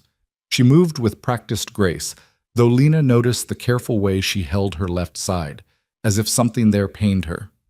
"Perhaps we could speak inside," Victoria suggested, her gaze flickering to Noah. "Some matters are not suitable for young ears." They settled around the kitchen table, Lena having taken Noah to his room with a promise to return soon. When she rejoined the adults, Victoria was accepting a cup of coffee from Cruz with a small smile that didn't reach her eyes. "I'll be direct," Victoria said once they were all seated. "I know about the debt, about the auction, about my husband's threat to take Miss Ashcroft when you default. I've come to offer assistance." Stunned silence greeted this announcement. Finally, Caleb found his voice. "Why would you help us? You're Blackwood's wife." "A fact I'm reminded of every day, I assure you." Victoria's tone was dry, bitter. "But being married to a monster doesn't make me complicit in his monstrousness. Not anymore." She set down her coffee cup with deliberate care. "My husband has many vices, Mr. Rowan: greed, cruelty, an insatiable appetite for control. But his greatest vice is pride. He cannot tolerate being defied, being denied something he wants. When you outbid him for Miss Ashcroft, you wounded that pride. He will not rest until he's destroyed you for it." "I'm aware," Caleb said grimly. "Are you? Are you truly aware of what he's capable of?" Victoria's composure cracked slightly, revealing raw pain beneath. "He killed his first wife. Everyone whispers about it, but no one dares speak it aloud. Elizabeth fell down the stairs after she tried to leave him. Convenient accident, the authorities said. His second wife, Margaret, disappeared during a trip to Santa Fe. Bandits, supposedly, though her body was never found and the bandits were never caught. I'm his third wife, purchased like livestock from my father to settle gambling debts. Sound familiar, Miss Ashcroft?" Lena felt ice in her veins. "How do you know about me?" "My husband is not subtle when he wants something. He's been ranting about you for 3 weeks, the pretty school teacher who dared look him in the eye, who didn't cower. He's already planning what he'll do when he gets you, how he'll break you, how he'll make you sorry you ever defied him." Victoria's hands trembled slightly as she clasped them on the table. "I won't let that happen. Not again. Not to another woman." "Why now?" Cruz asked quietly. "You've been his wife for how long? 5 years? Why help us now?" "Because I'm dying." The words fell like stones into still water. "Cancer. The doctor gives me 6 months, maybe less, and I've decided that if I must die, I'll die having done one good thing, one act of rebellion against the man who's made my life a living hell." The raw honesty silenced them all. Lena studied the woman across the table, the careful way she held herself, the pallor beneath her elegant composure, the fierce determination burning in eyes that had seen too much suffering. "What kind of assistance are you offering?" Caleb asked carefully. Victoria reached into her riding jacket and withdrew a leather pouch, setting it on the table with a heavy thunk. $300. Combined with what you've already raised, it should be enough to satisfy the debt. Caleb stared at the pouch like it might be a snake. "I can't take your money. If Blackwood finds out you helped us, he won't find out. This money came from my grandmother, left to me in a trust my husband cannot access. I've been saving it for years, waiting for the right moment to use it. This is that moment. But if he suspects, what will he do, kill me?" Victoria's laugh was harsh. "The cancer is doing that already. The only question is whether I die having mattered, having saved someone, or whether I die another of his victims. I choose to matter." Lena felt tears burning her eyes. This woman she'd never met, dying and desperate, offering salvation from a nightmare. "Why?" she whispered. "Why risk his rage for strangers?" Victoria's gaze met hers, and in those depths, Lena saw recognition, one survivor to another. Because 20 years ago, someone should have saved me, should have offered me an escape before my father sold me. But no one did. Everyone looked away, pretended not to see, told themselves it wasn't their problem. I won't be that person. I won't look away. She pushed the pouch toward Caleb. Take it. Use it. Free Miss Ashcroft from this burden. And when I'm gone, remember that sometimes the smallest acts of defiance echo loudest. There has to be another way, Caleb protested.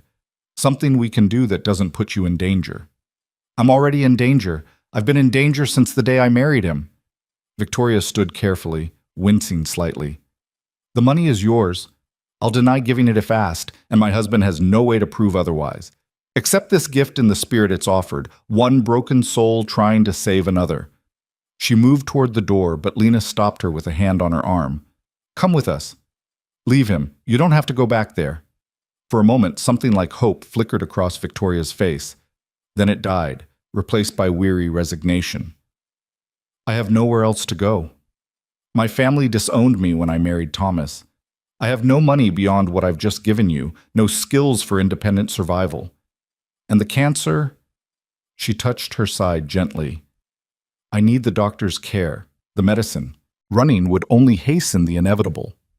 We could help you, Lena insisted. Find you somewhere safe, someone to care for you. You're kind. But some cages are built so thoroughly that escape becomes impossible. I accepted that long ago. Victoria smiled sadly. But you haven't accepted it, Miss Ashcroft. You're still fighting. Keep fighting. Don't let men like my husband convince you that surrender is inevitable. She left then, mounting her horse with Cruz's assistance and riding away without looking back.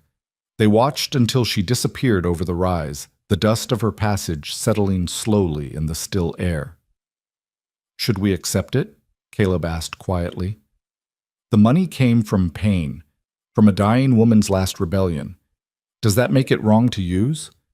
It makes it precious, Lena said firmly. She gave us something invaluable, not just money, but choice, agency, the ability to determine our own futures. Refusing that gift would dishonor her courage. Cruz nodded slowly. La Señora is right. We take the money, we pay the debt, we survive. That's what Mrs. Blackwood wanted, for us to survive.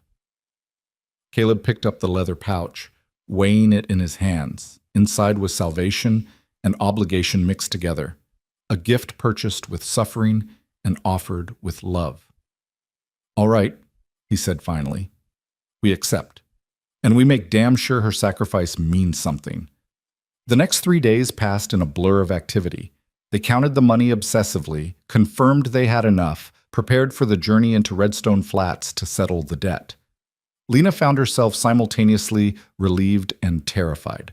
Relieved that Noah would keep his home, terrified of what Blackwood would do when he learned he'd been denied again. The night before they were scheduled to make the payment, Lena couldn't sleep. She stood at her window watching moonlight paint the desert silver, thinking about chains and freedom, about the high price both demanded. A soft knock made her turn. It's me, Caleb's voice came through the door. Can we talk? She opened the door to find him standing in the hallway, looking as sleepless as she felt. Can't sleep either? She asked. Too many thoughts, too much changing too fast. He gestured vaguely. Can I come in? I know it's not proper, but nothing about this situation is proper, Lena said, stepping back to let him enter. She left the door open. Propriety might be bent, but she wouldn't shatter it completely, and gestured to the chair while she sat on the bed. For a long moment, they simply looked at each other. Then Caleb spoke, his voice rough with emotion. I need you to know something before tomorrow, before we go into town and face whatever comes next. What? You've changed everything. In 3 weeks, you've brought life back to this house. Given Noah hope I thought he'd lost forever. Made me believe that maybe... He stopped, struggling for words. Made me believe that maybe broken things can heal. That maybe loss doesn't have to be the end of the story. Lena felt her throat tighten. You gave me back my humanity. When I stood on that auction block, I believed I was nothing more than property, something to be used and discarded. You proved me wrong. You treated me like a person with worth, with dignity, with the right to choose my own path. How do I thank someone for that? You don't. You just... Caleb leaned forward, elbows on his knees, hands clasped. You just keep being who you are. Keep helping Noah. Keep filling this house with warmth. Keep existing, because your existence matters. Caleb, I need to say this. His eyes met hers, dark and intense in the moonlight. If things go badly tomorrow, if Blackwood finds some way to interfere, I want you to know that these 3 weeks have been the best I've had since Sarah died. You've given me back something I thought was gone forever. What's that? Hope, he said simply. The belief that tomorrow might be better than today. That's a gift beyond price, Lena. Whatever happens, thank you for that. She wanted to go to him, to close the distance between them, to acknowledge what was growing between them that neither dared name. But fear held her back. Fear that naming it would make it real, and making it real would give it the power to hurt when it inevitably ended. Because good things in her life always ended, always. We should sleep, she said instead, the words feeling cowardly. Tomorrow's going to be difficult. Caleb nodded and stood, but paused at the door. For what it's worth, I think you're the bravest person I've ever met. The way you've survived everything life threw at you, the way you stood tall, even in chains, that takes more courage than most people have in their entire lives. He left before she could respond, pulling the door closed softly behind him. Lena sat alone in the moonlight, his words echoing in the silence, and finally allowed herself to cry. Not from sadness, but from the overwhelming weight of being seen, truly seen, by someone who understood what it cost to keep standing when the world wanted you broken. Morning came too quickly. They dressed in their best clothes, Caleb in a suit that smelled of mothballs, Cruz in his Sunday vest, Lena in another of Sarah's dresses that she'd altered to fit better. Noah insisted on coming too, though Caleb tried to convince him to stay behind with one of the ranch hands. He should be there, Lena said quietly. He should see that we're fighting for his future, that we don't run from difficulty. Caleb relented, and they made the journey into Redstone Flats in tense silence. The town looked exactly as Lena remembered from that terrible day 3 weeks ago. Dusty streets, false-fronted buildings, people going about their business with carefully averted eyes. But this time, she wasn't in chains. This time, she walked in freely, her head high, flanked by people who'd chosen to stand with her. Cornelius Vance's office was above the general store. They climbed narrow stairs, Noah's hand tight in Lena's, and found the auctioneer behind a desk piled with papers. Mr. Rowan, Vance said, surprise evident in his voice. Didn't expect to see you today. Payment's not due until Monday. I'm aware. I'm here to pay early. Caleb set the leather pouch on the desk with a solid thunk. $501, as agreed. I want the contract satisfied and Miss Ashcroft's debt cleared. Vance's eyes widened. He opened the pouch and began counting, his expression growing more troubled with each bill. This is... Mr. Rowan, where did you get this money? That's my business. Is the amount correct? Yes, but... Vance looked genuinely disturbed. Mr. Blackwood isn't going to be happy about this. He was counting on your default. Again, not my concern. I'm paying the debt as agreed. That's legal and binding. Miss Ashcroft's obligation is fulfilled. Vance counted the money twice more, then pulled out a form and began filling it out with obvious reluctance. I'll need witnesses, 3 of them. We brought Cruz. Who else? I'll get Judge Morrison and Sheriff Garrett. Vance stood heavily. Wait here. He left, and they waited in tense silence. Cruz moved to the window, watching the street below with a hand near his pistol. Caleb stood behind Lena's chair, a silent support. Noah had climbed into Lena's lap, something he rarely did, his small body tense with anxiety he didn't fully understand. Footsteps on the stairs announced Vance's return, but he wasn't alone. Behind him came Judge Morrison, older, smaller than Lena remembered from the auction, with watery eyes and a weak chin, and Sheriff Garrett, still smelling of whiskey at 10 in the morning. But the fourth figure made Lena's blood freeze. Thomas Blackwood filled the doorway, his massive frame blocking the light from the stairs. His cold eyes swept the room, lingering on Lena with an expression that promised violence. Blackwood, Caleb said flatly. This doesn't concern you. Everything in this county concerns me. Blackwood entered the room, forcing everyone to shift to accommodate his presence, especially when someone tries to cheat me of what's rightfully mine. Nothing here is rightfully yours. The contract belongs to me, and I'm paying the debt. With stolen money. Blackwood's voice was ice. That money belongs to my wife. She had no right to give it away. Caleb's jaw tightened. The money came from Miss Ashcroft's teaching salary, saved over 3 years. Cruz and I can testify to that. It was a lie, but a necessary one. Lena held her breath, watching Blackwood's face darken with rage. He knew they were lying, knew exactly where the money came from, but he had no way to prove it. His wife had been too clever, covering her tracks too well. "You're lying," Blackwood snarled. "Prove it." Caleb's voice was steady. "Bring evidence that the money is stolen, otherwise accept that the debt is being paid and the contract is satisfied." For a long moment, Blackwood said nothing. Violence simmered in his eyes, barely controlled. Then Judge Morrison cleared his throat nervously. "Mr. Blackwood, if the money isn't proven stolen, I have to accept the payment. The law is clear." "The law is whatever I say it is," Blackwood shot back. "I own you, Morrison. Don't forget that." "Nevertheless," Morrison's voice shook, but he continued. "Nevertheless, I must follow proper procedure. If Mr. Rowan is paying the debt with apparently legitimate funds, I must witness and approve the transaction." Blackwood's hand moved toward his gun, and Cruz's hand matched the movement. The room held its breath, balanced on a knife's edge between peace and violence. Then Blackwood laughed, a sound like breaking glass. "Fine. Take your victory, Rowan. Enjoy it while it lasts." His eyes found Lena again. "Because this isn't over. Not by a long shot. Accidents happen out here. Ranches burn. People disappear. You might have won today, but tomorrow? Tomorrow's a long way off, and I'm a patient man." He left, his footsteps heavy on the stairs. The threat lingered in the room like smoke, choking and real. But Vance, with trembling hands, completed the paperwork. Judge Morrison signed as witness.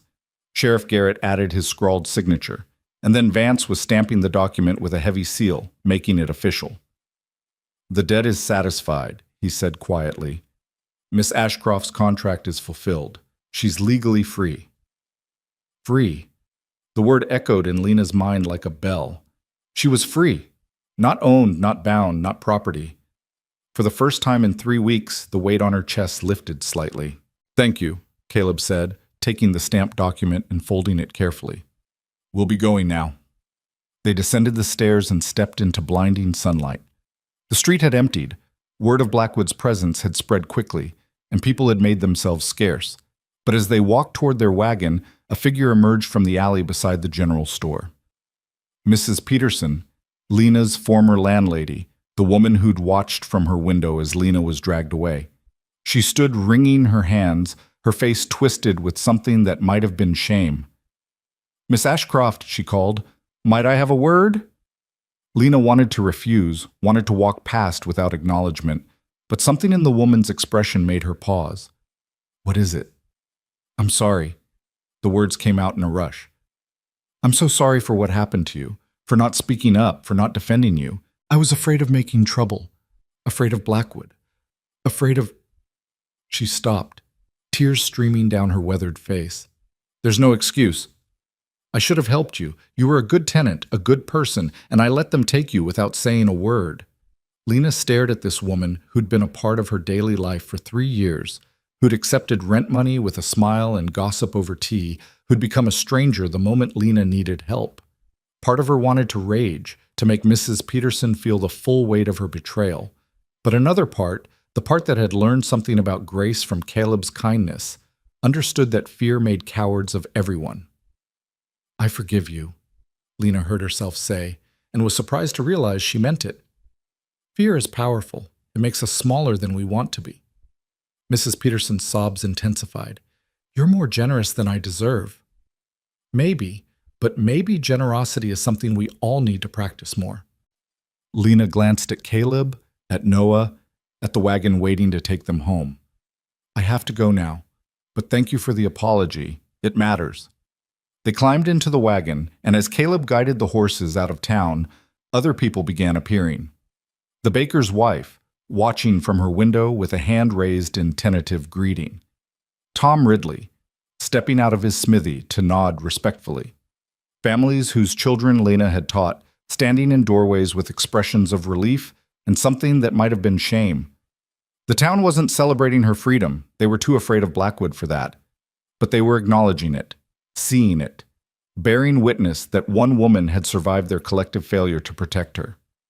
It wasn't enough. It would never be enough. But it was something. The ride back to the ranch was quiet until Noah, still sitting between them, reached up and touched Lena's face gently.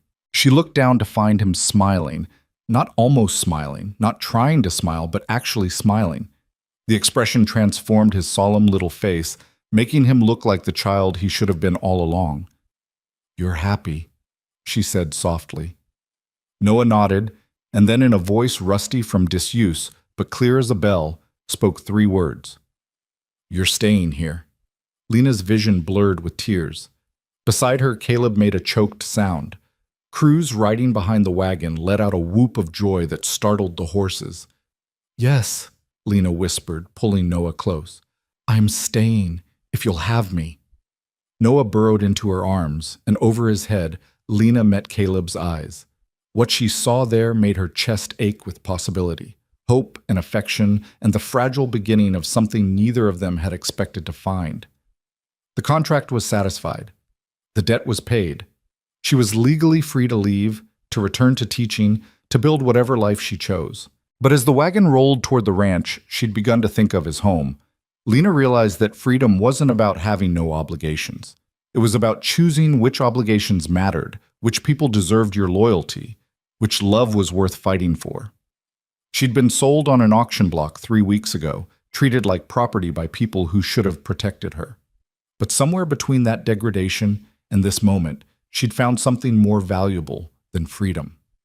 She'd found family. She'd found purpose. She'd found a place where broken things could heal together. And that, she was learning, was worth more than any price that could be paid or bargained for. That was worth everything. Hak den chua, Louis Chaloi Chong Muk Tin Yan Khom Nhai Sang document Heini Want to Khom Want. But Blackwood's threat hung over them like storm clouds on the horizon, dark and inevitable. The first week after the debt was paid passed peacefully enough. Too peacefully, Cruz observed with the wariness of someone who'd learned that silence often preceded violence. They worked the ranch, fell into routines, and tried to pretend that danger wasn't circling closer with each passing day. Noah continued to emerge from his shell, speaking more frequently now, though never in long sentences. "Good morning" became part of his vocabulary. "I'm hungry," and "Can I help?" followed. Each word was a victory, and Lena treasured them like precious stones. But she noticed how the boy would sometimes freeze mid-sentence, listening for sounds that weren't there, watching the horizon for riders who hadn't yet come. He knew, as they all knew, that Blackwood wouldn't let this go. The fire came on the 8th night. Lena woke to the smell of smoke and Cruz's voice shouting in the yard. She stumbled from her room to find Caleb already dressed and moving, Noah clutched against his chest. Through the window, she could see flames consuming the barn, orange light painting the night hellish and bright. "Get Noah to safety," Caleb ordered, thrusting the boy into her arms. "Take him to the root cellar behind the house and stay there until I come for you." "What about you?" "The horses are in that barn. I'm not letting them burn." He was gone before she could protest, Cruz right behind him. Lena ran with Noah through the back door, the boy's arms locked around her neck, his face buried against her shoulder. The root cellar was set into a hillside 20 yards from the house, its heavy wooden door hanging open like a mouth. She practically fell down the earthen steps, pulling Noah with her, and yanked the door shut behind them. Darkness swallowed them whole. Noah's breathing was rapid and panicked against her neck, small tremors running through his body. Lena felt along the wall until she found the lamp Cruz kept there, matches beside it. Her hands shook so badly it took 3 tries to light it, but finally weak light pushed back the shadows. "We're safe," she whispered to Noah, though she had no way of knowing if that was true. "Your father will come for us soon." Through the thick door she could hear shouting, the terrified screams of horses, the roar of flames. Every instinct screamed at her to go help, but she had Noah to protect. She couldn't risk him. So she held the boy in the darkness and waited, counting her heartbeats, marking time in shallow breaths. Minutes stretched into eternities. Then, finally, footsteps approached the cellar. Lena tensed, reaching for anything she could use as a weapon, but Caleb's voice called out, "Lena, it's me!" She threw open the door to find him silhouetted against the dying flames, his face blackened with soot, his shirt singed in places. Behind him, the barn was a skeleton of charred timber, still smoking but no longer actively burning. "The horses?" Lena asked, though she dreaded the answer. "We got them out. All of them. Cruz is checking them for injuries now." Caleb sagged against the doorframe, exhaustion written in every line of his body. It was arson. Someone poured kerosene around the foundation and lit it. If Cruz hadn't been doing a final check of the animals, if he'd been asleep like he should have been, we'd have lost everything. Noah had gone rigid in Lena's arms at the word arson, understanding enough to be frightened. She held him tighter, meeting Caleb's eyes over the boy's head. "Blackwood," she said. It wasn't a question. "Has to be. No one else has reason to want me destroyed." Caleb's hands clenched into fists.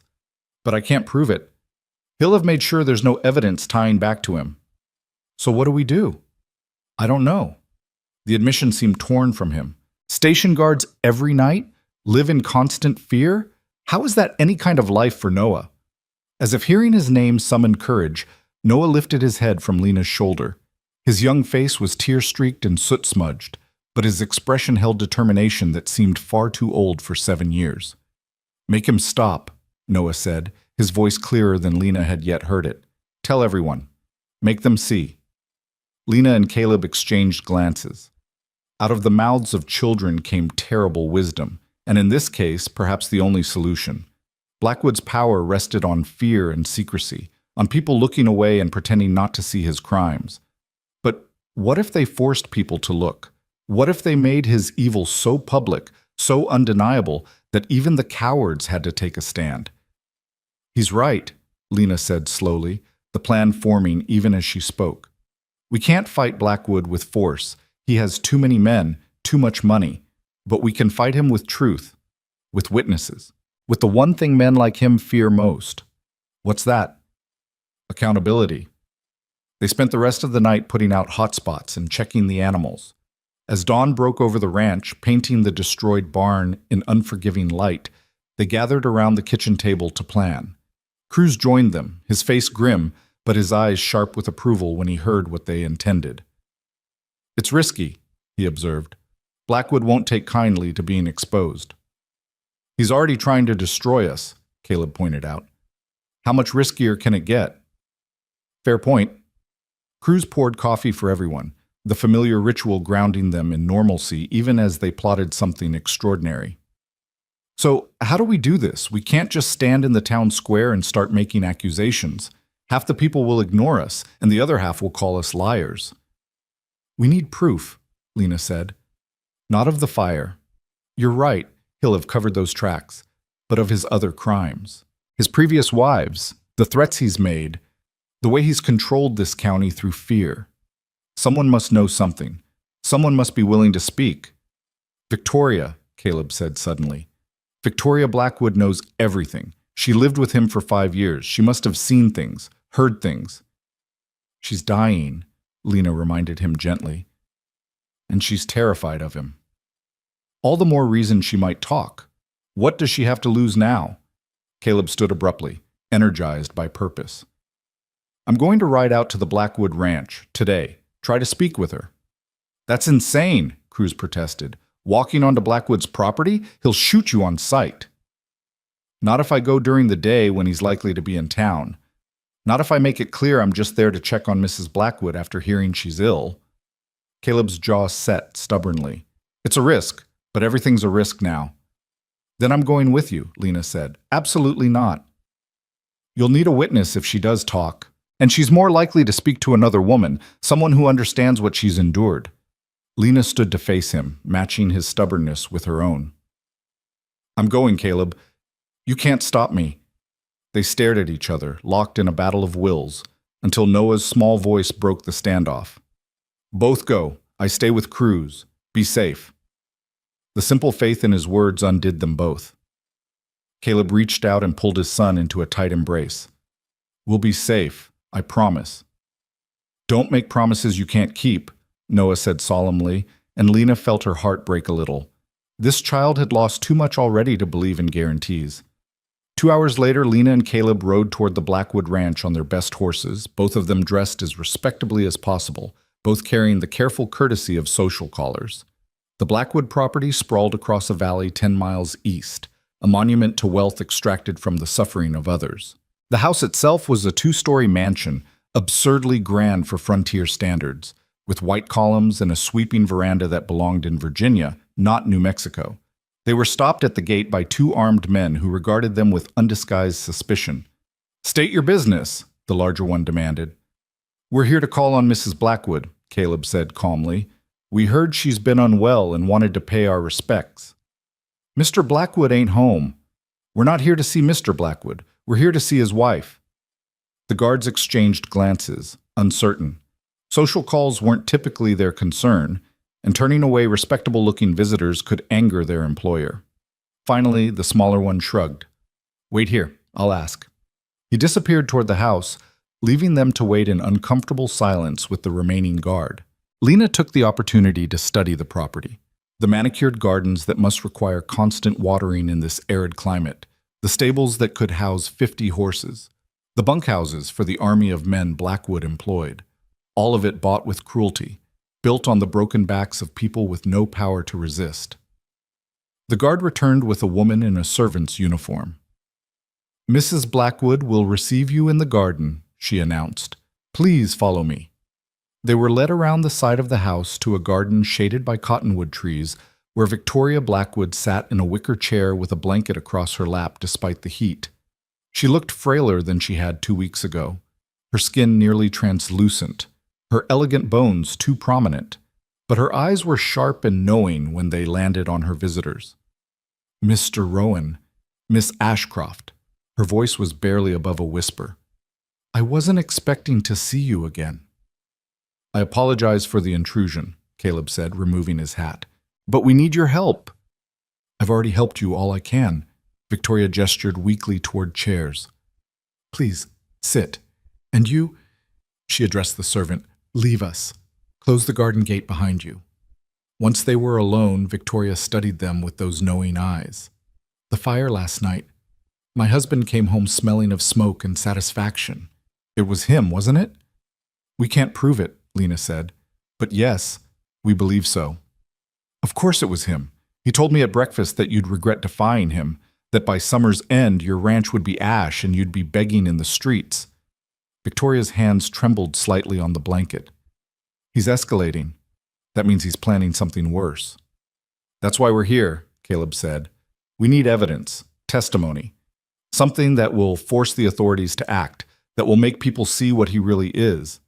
Victoria laughed, the sound hollow and bitter. "The authorities? Judge Morrison is in his pocket. Sheriff Garrett is terrified of him. The mayor owes him money. There are no authorities to appeal to, Mr. Rowan, not in Redstone Flats." "Then we go higher, to the territorial governor, to federal marshals, but we need proof first." Lena leaned forward urgently. "You said he killed his first wife, that the second one disappeared. You must know details. You must have seen things." "I've seen many things." Victoria's gaze went distant. "I've seen him beat servants for minor infractions. I've seen him threaten men into selling their land for pennies on the dollar. I've watched him destroy anyone who dared oppose him, but seeing and proving are different things." "We need you to testify," Caleb pressed, "to make a formal statement about his crimes, even if it's just about the threats he's made, the fear he's created. Combined with our own testimony, it might be enough to bring real authorities to investigate." "And if I testify, what happens? He'll kill me before I can finish speaking." "You said you're dying anyway," Lena said gently. "You said you wanted to die having mattered. This is how you matter, Victoria. This is how you save not just me, but every woman who might come after us." Victoria's eyes filled with tears. "You don't understand what you're asking. It's not death I fear. It's what comes before death. Thomas is creative in his cruelty. He'll make sure I suffer." "Then leave. Now. Come with us. We'll protect you." "With what? 2 people and a dying woman against Thomas Blackwood's small army?" Victoria shook her head. "I'm not brave enough for that." "You were brave enough to give us the money to pay our debt," Lena countered. You were brave enough to defy him in secret. Be brave enough to defy him in the light. They sat in silence, the only sound the rustle of cottonwood leaves in the hot breeze. Finally, Victoria spoke, her voice so soft they had to lean in to hear. There's a box in my bedroom, hidden beneath a loose floorboard under the wardrobe. In that box are letters. Letters from Elizabeth, Thomas's first wife, to her sister. Letters describing the abuse, the fear, the threats. Elizabeth's sister sent them to me after Thomas and I married, hoping I could use them somehow. I've kept them hidden all these years, afraid to act but unable to destroy them. Caleb's expression hardened with new determination. Can you get them for us? I can't walk that far anymore. The cancer has spread to my bones. I can barely make it from my bed to this chair. Victoria's voice broke. But if you could get into the house, into my room, that's breaking and entering, Lena said. We'd be criminals. You'd be survivors, Victoria corrected. And those letters are my property to give. I'm giving them to you. The only question is whether you're brave enough to take them. Lena looked at Caleb, seeing her own fear and determination reflected in his face. They'd come this far. They'd survived the auction block, the debt, the fire. What was one more risk weighed against the possibility of finally ending Blackwood's reign of terror? How do we get in? Caleb asked. Victoria's smile was grim. Thomas is in town today, meeting with the banker. He won't be back until sunset. The servants take their rest period between 2 and 3. The house will be mostly empty. My room is on the second floor, third window from the right. There's a trellis beneath it that will support your weight if you're careful. You've thought about this before, Lena observed. I've thought about many ways to defy him. I just never had the courage to act. Victoria reached out and gripped Lena's hand with surprising strength. Be my courage. Take the letters. Make sure the world knows what he is. They left her in his garden, walking back through the property with forced casualness, nodding politely to the guards at the gate. But once they were out of sight of the ranch, they circled back, leaving their horses tied in a grove of trees and approaching the house on foot. The mansion loomed above them, white and imposing in the afternoon sun. Lena's heart hammered as they crept along the side of the house, counting windows. Third from the right. The trellis was sturdy enough, thick vines wound around wooden lattice, but it creaked ominously when Caleb tested his weight on it. I'll go, Lena whispered. I'm lighter. If you get caught, then we're no worse off than we already are. She gathered her skirts and began to climb before courage could desert her. The trellis held, though every sound seemed impossibly loud in the stillness of the afternoon.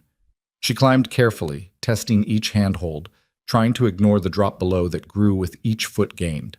Finally, she reached the window and found it mercifully unlocked.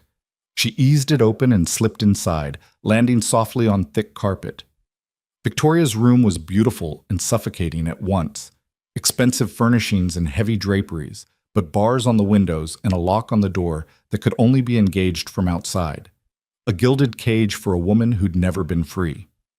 Lena found the wardrobe and dragged it aside enough to access the floor beneath. Sure enough, one of the boards was loose. She pried it up with shaking fingers and found a small wooden box underneath. Inside were letters, dozens of them, the paper yellowed with age. She didn't have time to read them, just gathered them all and tucked them into the bodice of her dress.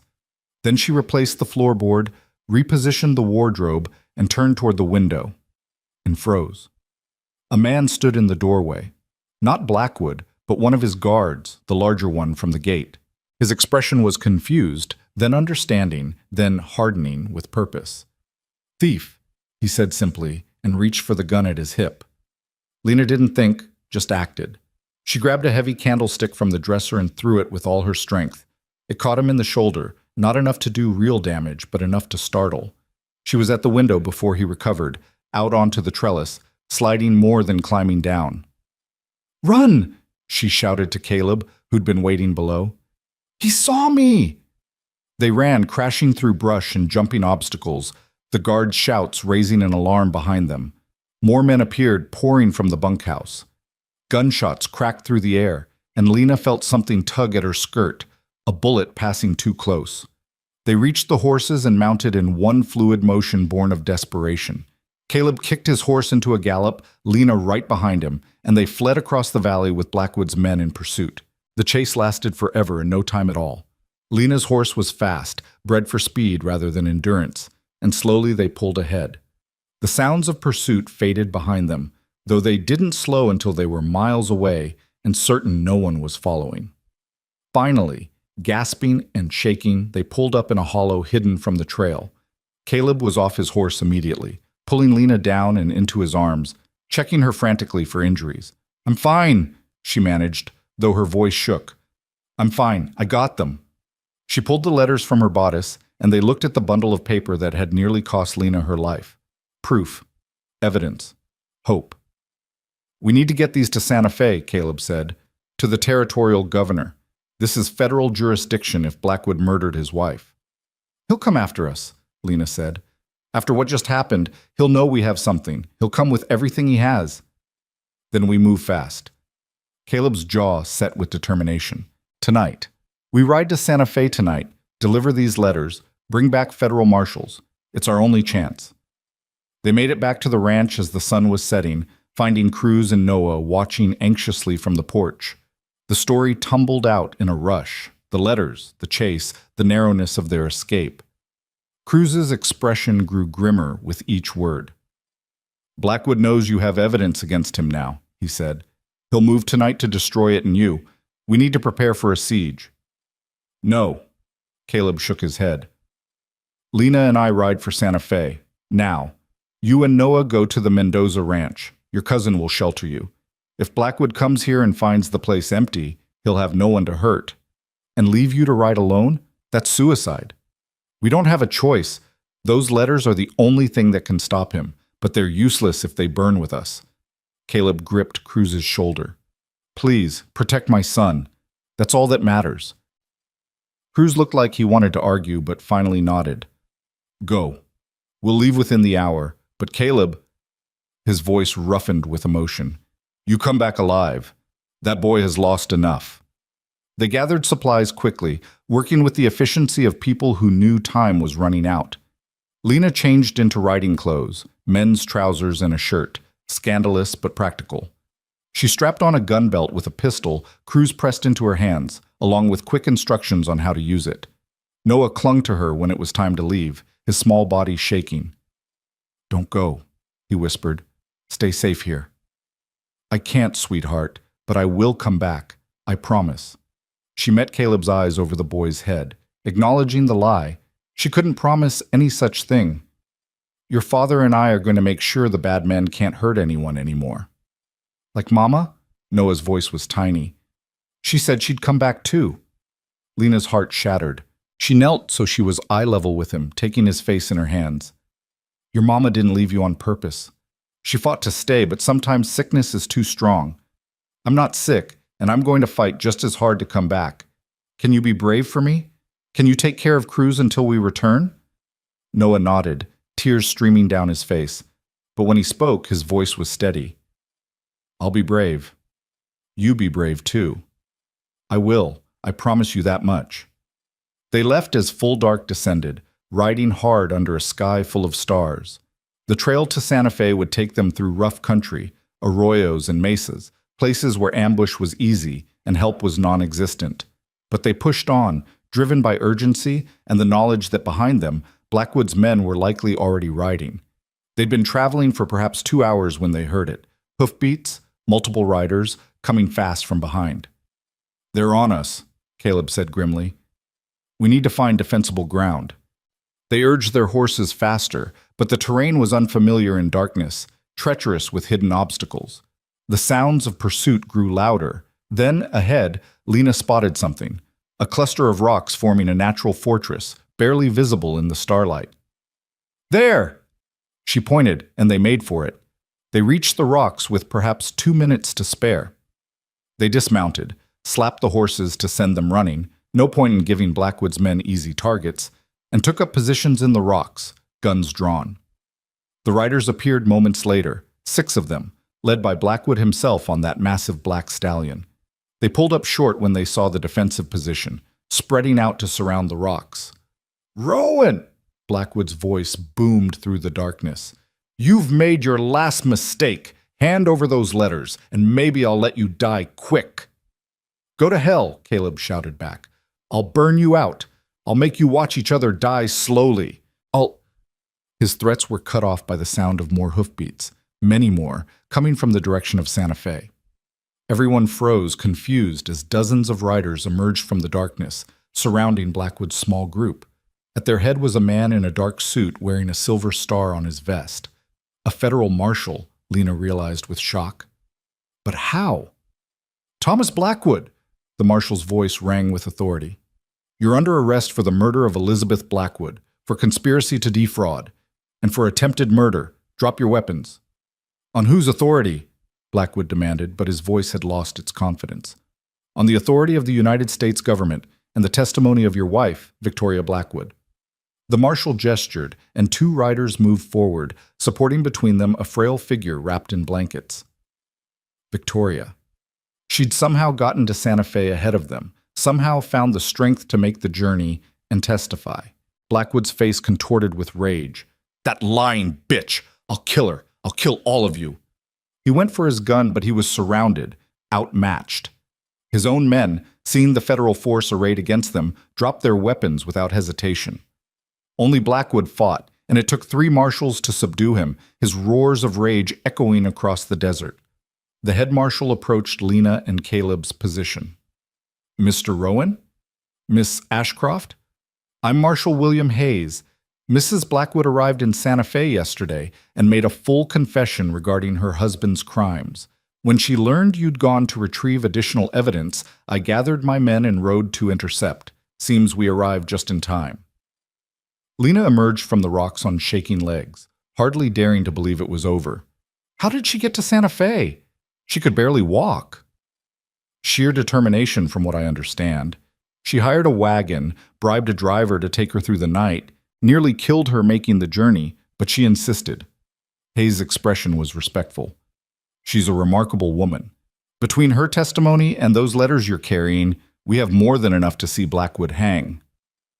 They made the journey back to Redstone Flats in a strange caravan, federal marshals, prisoners, and 2 exhausted people who could hardly believe they'd survived. Victoria rode in a wagon, barely conscious, but alive. When Lena climbed in beside her, the older woman's eyes fluttered open. Did you get them? She whispered. The letters? We got them. It's over. He's arrested. You did it, Victoria. You stopped him. Victoria's smile was peaceful. I mattered then. At the end, I mattered. You always mattered. Every person matters. Thank you for showing me that. Victoria's eyes closed again. Thank you for giving me courage when I thought I had none left.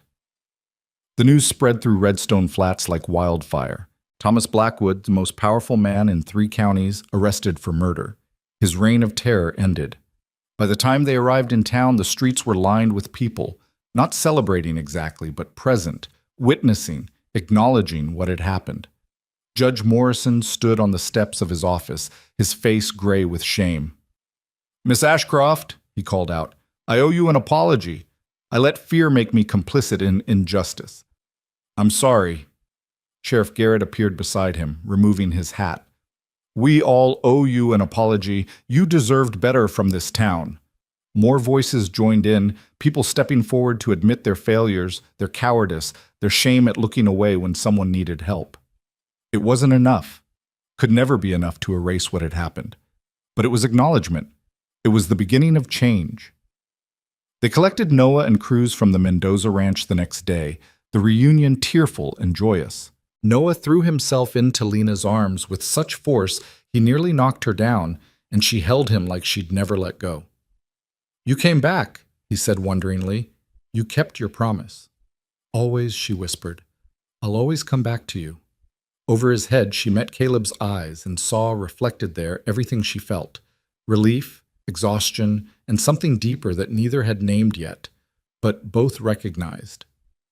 Victoria died 3 days later, peacefully in a hospital bed in Santa Fe with Lena holding her hand. Her last words were, Tell other women they don't have to accept cages. Tell them they can fight. I will, Lena promised. I'll tell them your story. I'll make sure they know what you did. They buried Victoria in a proper cemetery with a proper headstone that read, Victoria Blackwood, she fought. Not the most poetic epitaph, but honest, and honesty was what Victoria had craved most in life. The trial lasted 3 weeks. Blackwood tried every trick, bribes, threats, appeals to his supposed importance, but the evidence was overwhelming, the testimony damning. Elizabeth's letters described in heartbreaking detail the abuse she'd suffered, the threats Blackwood made, her certainty that he would kill her if she tried to leave. Victoria's testimony corroborated everything, adding her own experiences and knowledge of Margaret's disappearance. The jury deliberated for less than an hour, guilty on all counts. Thomas Blackwood was sentenced to hang. Lena didn't attend the execution. Neither did Caleb or Noah. They'd had enough of witnessing death, of being defined by violence and trauma. Instead, on the day Blackwood died, they worked together to repair the barn, rebuilding what had been destroyed, creating something new from ashes. As summer faded into fall, life began to establish new rhythms. Noah started speaking in full sentences, then paragraphs, then couldn't seem to stop talking, making up for a year of silence with constant chatter that Caleb and Lena found endlessly delightful. He started sleeping through the night without nightmares, started smiling freely, started being a child again. The ranch prospered in ways it hadn't for years. With Blackwood gone, other ranchers felt safe enough to do honest business. Fair prices were negotiated, cooperation replaced competition, and the community began to heal from the poison one man had injected into it. Mrs. Peterson appeared at the ranch one October morning with a basket of fresh bread and tears in her eyes. "I don't expect forgiveness," she told Lena, "but I wanted you to know I'm selling my boarding house and using the money to establish a fund for women in trouble. So maybe next time someone will have somewhere to go. Someone will have options." Other people followed: the baker's wife, who organized a women's association to support each other; Tom Ridley, who established fair wage standards for workers, families who'd once looked away now actively building a better community. Change, Lena learned, started with one person refusing to accept injustice, but it spread when others found the courage to join them. On a cool November afternoon, as golden light slanted across the repaired barn and the sound of cattle lowing drifted on the breeze, Caleb found Lena sitting on the porch watching Noah play with a puppy Cruz had brought home. "Can I join you?" he asked. "It's your porch," she replied with a smile. He sat beside her, close enough that their shoulders touched. They'd been dancing around this for months. The attraction, the affection, the way they fit together like pieces of a puzzle neither had known was incomplete. "I've been thinking," Caleb said slowly, "about the future, about what comes next. And I realize you're free now, truly free. The debt is paid, the contract is satisfied, you can go anywhere, do anything. Return to teaching if you want. Go to California, whatever you choose." Lena's heart sank. Was he asking her to leave? "But," Caleb continued, taking her hand carefully, "I'm hoping you'll choose to stay. Not because you owe me anything, not because you're bound by any legal contract, but because you want to. Because this feels like home to you the way it does to me." "Caleb, let me finish," he said softly. "I'm not asking you to stay as a housekeeper or a nanny or anything practical. I'm asking you to stay as family, as my partner, as, if you'll have me, my wife." The word hung in the air between them, full of possibility and promise. Lena felt tears welling up, but for the first time in months, they were tears of joy. "I need you to understand something," she said, her voice thick with emotion. "I'm not the same woman I was before the auction. That experience changed me, made me harder in some ways, more cautious, less willing to trust easily. I know. And I need you to know that if I say yes, it's not because I need rescuing or because I'm grateful you saved me. It's because I've fallen in love with you and Noah. Because this ranch has become home, not because I have nowhere else to go, but because nowhere else feels right." Caleb's face broke into a smile that transformed him. "Is that a yes?" "That's a yes." Lena laughed through her tears. "Yes, I'll marry you. Yes, I'll stay. Yes to all of it." He kissed her then, gentle and questioning at first, then deeper as she responded. When they finally broke apart, they found Noah standing at the bottom of the porch steps, grinning so wide his face might split. "Does this mean Lena's my mama now?" he asked hopefully. "If she's willing," Caleb said, looking at Lena. "I'm willing," she whispered. I'm so very willing. Noah whooped with joy and launched himself at them, and they caught him together, the three of them tangled in an embrace that felt like wholeness, like healing, like coming home after a long journey through darkness. The wedding took place on a Sunday afternoon in late November, officiated by a circuit judge who happened to be passing through. It wasn't a grand affair, no fancy dresses or elaborate decorations, but what it lacked in pomp, it made up for in meaning. The entire town came. Mrs. Peterson and the baker's wife stood as witnesses. Tom Ridley and Cruz served as best men, arguing good-naturedly about who got to stand where. Noah carried the rings on a pillow he'd embroidered himself, uneven stitches but made with love. They married not in a church, but in the open air, on a stretch of land near the ranch where prairie grass grew tall and mountains rose purple in the distance. The same landscape where Lena had first arrived in chains, terrified and broken. The same land where she'd learned that kindness existed, that healing was possible, that chosen family could be stronger than blood. As Caleb slipped the simple gold band onto her finger and spoke vows that promised partnership rather than ownership, equality rather than servitude, Lena felt something shift inside her. The last chains, the invisible ones she'd been carrying, finally fell away. She wasn't defined by what had been done to her. She wasn't limited by other people's cruelty or failures. She was Lena Ashcroft Rowan, wife and mother and survivor, and she'd earned every bit of joy this moment held. "I love you," Caleb whispered against her lips after the judge pronounced them married. "Thank you for choosing us." "Thank you for showing me that choice was possible," she whispered back. The celebration lasted into the evening. Food and music, dancing and laughter, the kind of joy that comes from surviving something terrible and deciding to embrace life anyway. Noah danced until he could barely stand, then fell asleep in Lena's arms while the adults continued celebrating around them.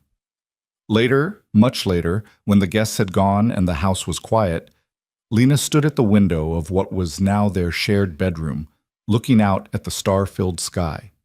Caleb came up behind her, wrapping his arms around her waist. "Any regrets?" he asked softly. "None," she said honestly. "This isn't the life I imagined for myself, but it's better. It's real and hard and beautiful, and it's mine, truly mine, in a way nothing's ever been before." "Ours," he corrected gently. "It's ours." She turned in his arms to face him. "Yes, ours. I like the sound of that." They stood together in the darkness, two broken people who'd found a way to be whole together, who'd learned that the strongest foundations were built not on perfection, but on honesty, on choosing each other daily, on refusing to let cruelty have the final word. Outside, the desert stretched endlessly under a canopy of stars. The same desert where Lena had once been paraded in chains, where she'd been sold like property, where she'd believed her story was ending. But stories, she'd learned, were strange things. They twisted and turned in unexpected ways. They broke your heart and then filled it again. They took you to the darkest places imaginable and then showed you light you never knew existed. Her story wasn't over, it was just beginning, and this time she was writing it herself. Years later, when people asked how they met, Lena would tell the truth about the auction block, the chains, the public humiliation. She never softened it or made it more palatable. The story needed to be told honestly so that people understood what she'd survived, what she'd overcome. But she also told them about Caleb stepping forward with Noah's hand in his, about choosing hope over cynicism, about Victoria's courage and a community learning to do better. She told them that survival wasn't about being unbroken, but about deciding what you built from the pieces. And when women came to her, because they did come, drawn by her story, seeking advice or shelter, or just the comfort of someone who understood, she told them what Victoria had asked her to share. You don't have to accept cages. You don't have to stay in situations that diminish you. You don't have to be grateful for scraps when you deserve feasts. Fight. Choose yourself, demand better, and know that on the other side of that fight, there might be something more beautiful than you can imagine. Some listened, some didn't, but Lena kept speaking anyway, kept offering hope to women who'd forgotten it existed, kept being living proof that a woman sold on an auction block could become a woman who owned her own life. In the end, that was her victory. Not that she'd escaped Blackwood, though she had. Not that she'd found love, though she had. but that she'd taken the worst moment of her life and transformed it into fuel for building something better. She'd been auctioned in chains while people laughed, but she'd stood tall anyway, chosen hope anyway, fought back anyway, and that made all the difference.